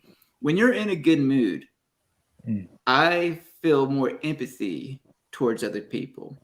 And it makes me want to do things that I think would be more beneficial to not just myself, but others around me. And if somebody cuts me off, I'm less likely to get angry and want to like honk the horn and act crazy because I'm in a better mood. And I'm just thinking, if God is real, that's the God of classical theism, he could have made our baseline of chemicals, the ones that produce happiness and well-being and all that stuff, higher than what we have collectively as a species. I think it's all relative. I've met, those people who are always happy all the time. Like, okay, when you talk to them in a private setting, they will tell you that they are exhausted. Well, I'm not talking having about to be happy all the time. Well, they're not, No, I get that, but I'm talking about like people that are in a genuinely like sincere good mood. Not those fake. Yeah, I'm so happy. Huh? Oh yeah, I know you just ripped me off $50, but it's okay, and then force that smile. I'm not talking about those. I'm talking about like when you're in a genuinely good mood. We call them I also well-adjusted. Yeah, I think there is some sort of joy that you receive too, being empathetic and devoting time to others. Oh yeah. So I agree. So I think in the sense that you're right. Like people who are happier tend to do more of those things, but also I think that doing those things can make people happy. Well, it's kind of it's what I don't know the word that I'm looking for, but it's almost like a self-fulfilling prophecy. I do this thing that made me happy, and now I want to do it again and again and again, because the more like the happier I become, the nicer I become to people. The nicer I become to people, the happier it makes me feel, and it's just this snowball effect. I'm not saying that's the case all across the board, but just theoretically, I feel like there's a problem there, and a distinction between there's a principle of like well-being or pleasure that we call happiness, distinct from the unhappiness or the harm of doing harm to others, right? And where the line gets blurred there is what we're calling morality. Like what makes us happy, it makes other people unhappy, and where's like the balance between that? If making other people unhappy makes me happy, then I'm doing something immoral. Oh, right? I see. Yeah, like if a sociopath, like if they're or a sadist, if they're causing suffering to somebody else, that's causing the perpetrator pleasure. Is that kind of what you're? Yeah, exactly. Talking about, yeah, and that's not good. But isn't that like the only real, like, that's the only objective standard for morality is in relation to another person? Because you can jerk off all day and it's amoral, you know what I mean? Right, yeah. I think if you're doing something that benefits yourself, like that makes you happy, but it's not causing others harm, then yeah, I would say that would be amoral. It's not moral, it's not immoral, it's just nothing, I guess. Whereas if you're deriving pleasure from inflicting pain upon somebody else, then yeah, that I would consider to be immoral as opposed to amoral. Which we probably agree with that. That's very simplified and basic, but yeah. That doesn't really fit with the biblical worldview, though, does it, P-Town? Like, I mean, God Yeah, portrays P-Town. morality, if you're Bring it pre-town. if you're inflicting pain on people and you get joy from that, yeah, that's sin. That's the sin that indwells in us. It's because we and live then in a the fallen If more God commands you to do it, it's okay. oh well, let's not jump Yeah, there. divine But what commandment it theory. does it's sin is like well, they use weeds or thorns to describe it, so it can entrap you and then it can compound on itself. So like we all have it and we can get addicted to it. But when it comes to I don't know for sure, but for me when I read the Bible, like the only time we're supposed to be exceedingly joyful is about what we're gonna have in heaven or knowing that our salvation is secure. But besides that, I don't think we're supposed to go around like Mary Poppins, and I don't think joy and happiness is directly correlated with seeking joy and happiness. And I think it's true. I think it's true in what I've observed so far in people. Like the people who are happy, who don't have mental issues or struggle with depression, aren't constantly worried about whether or not they're happy. They're just freaking content all the time, and it's kind of annoying. But you know, like, yeah. But I know this one guy. He is the most laid back dude in the entire universe. Never anxious. Rarely have I ever seen him stressed out. He's just easy, go with the flow, laid back. And I'm just like, God, I hate you. I don't hate him, but it's just like, damn. But you got lucky with your chemical makeup, is how I see it. It's called phlegmatic. Phlegmatic? Yeah, phlegmatic personality. There's sanguine, phlegmatic, caloric, which is really hot and quick to like anger and very powerful. And then what's the fourth one? Oh, melancholic. Melancholic is ones that are sad and mopey all the time. Hey, I don't want to stem off too far, but I wanted to mention, like, since we were talking about animals before, bears, grizzly bears, and like I think lions, they'll literally just play with you while they eat you without any remorse. You know what that is, P-Town? They look like, and they're such beautiful looking creatures, and humans think that they're like, oh look, we can humanize with them. Like, dude, no, that's a wild animal. P-Town. If I was being eaten by a bear that was playing with me, making it worse, I would say that situation would be unbearable. Unbearable, dude. Yeah, are you gonna eat your low intestines before your large intestines slowly? Make sure you're still breathing. This conversation.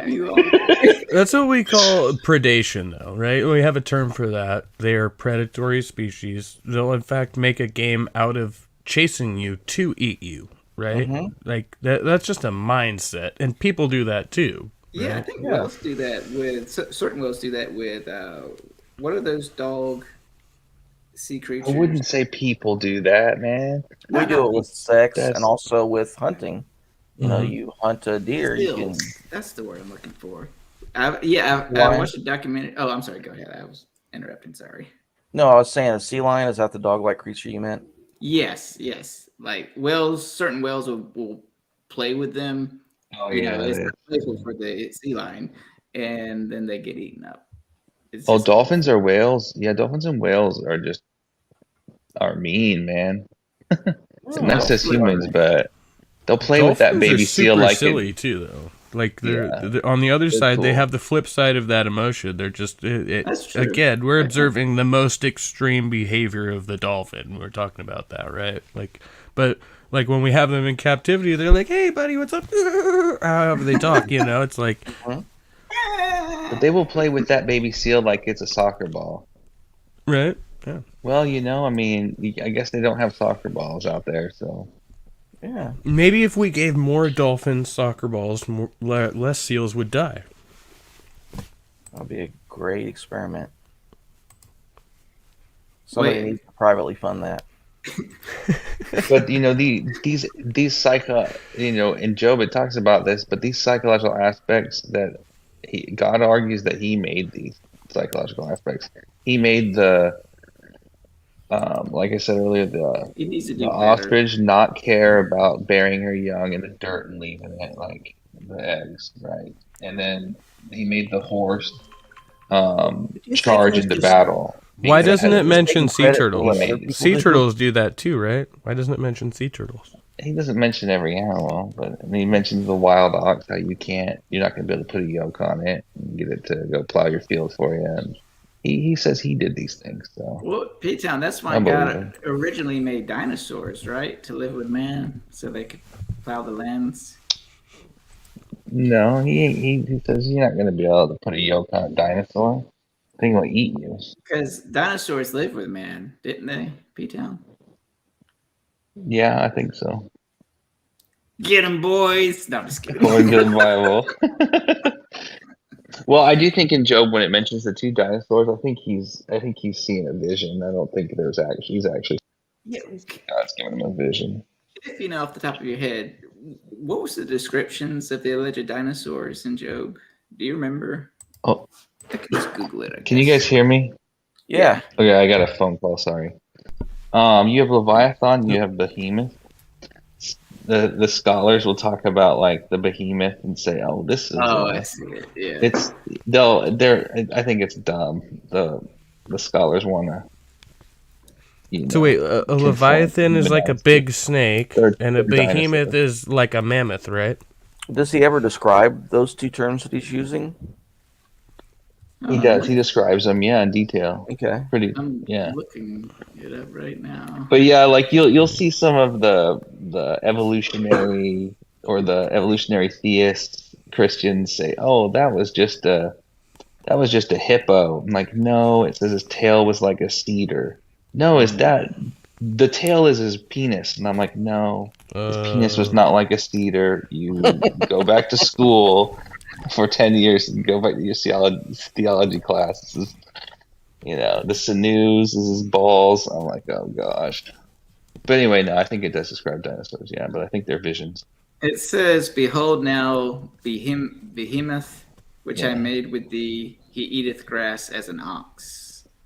Lo, now his strength is in his loins, and his force is in the navel of his belly.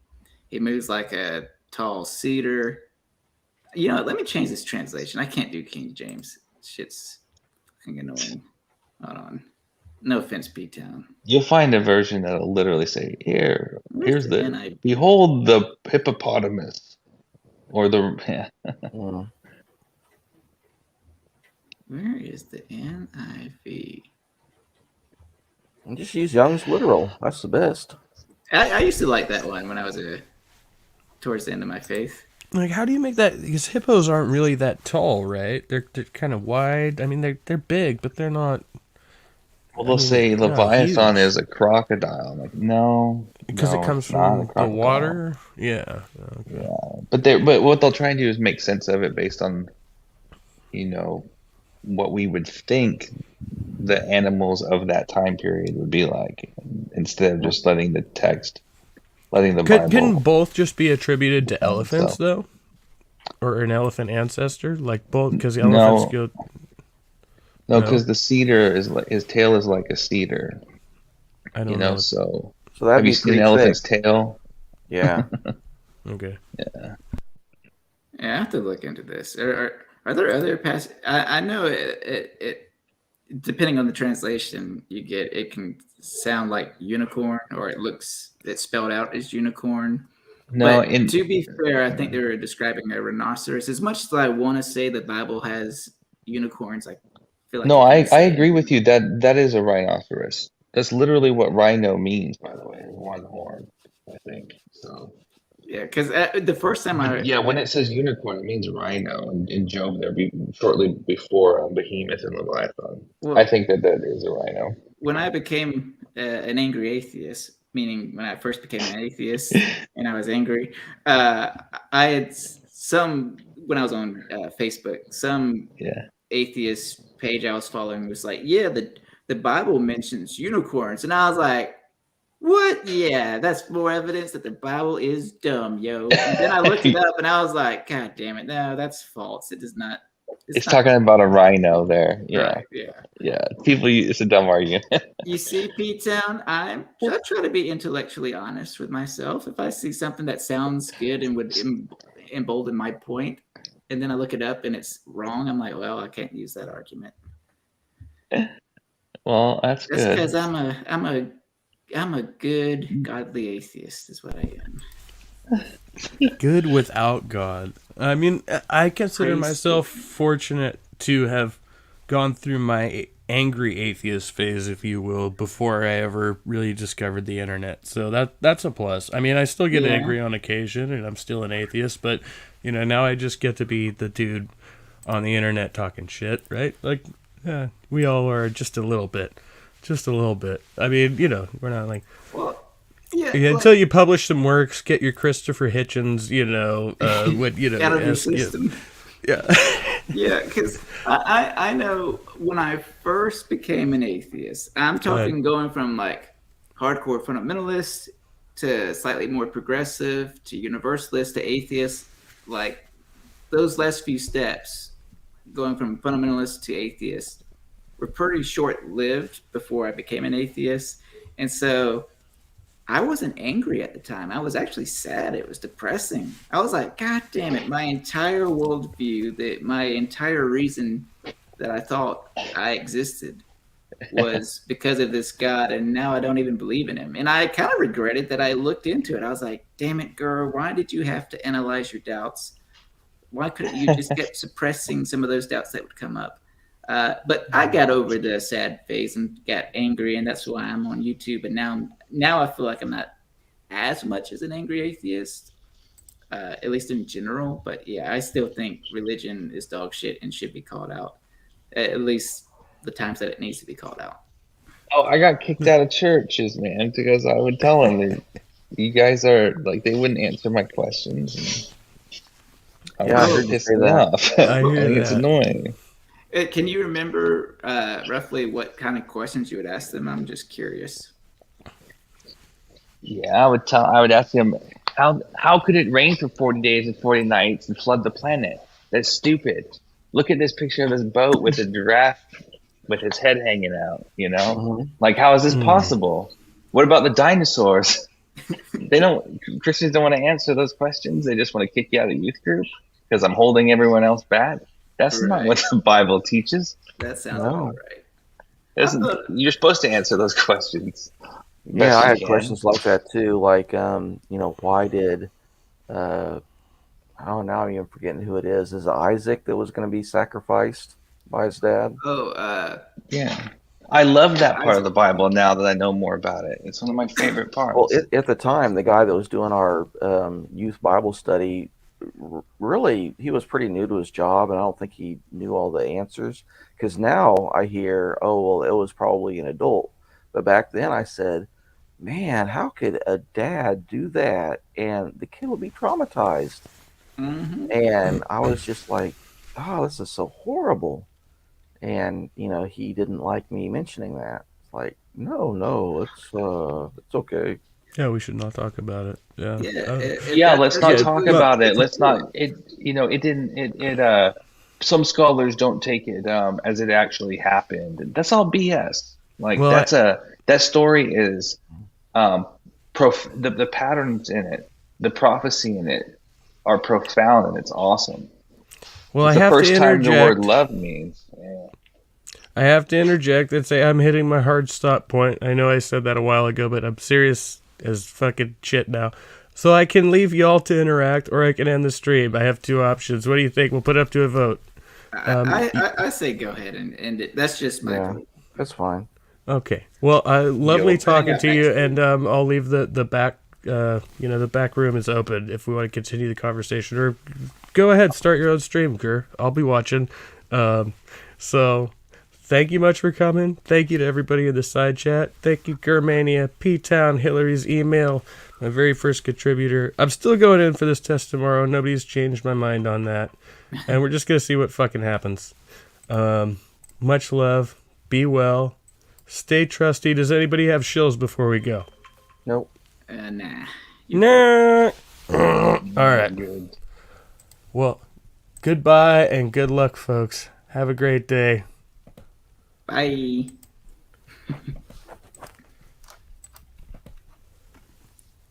I said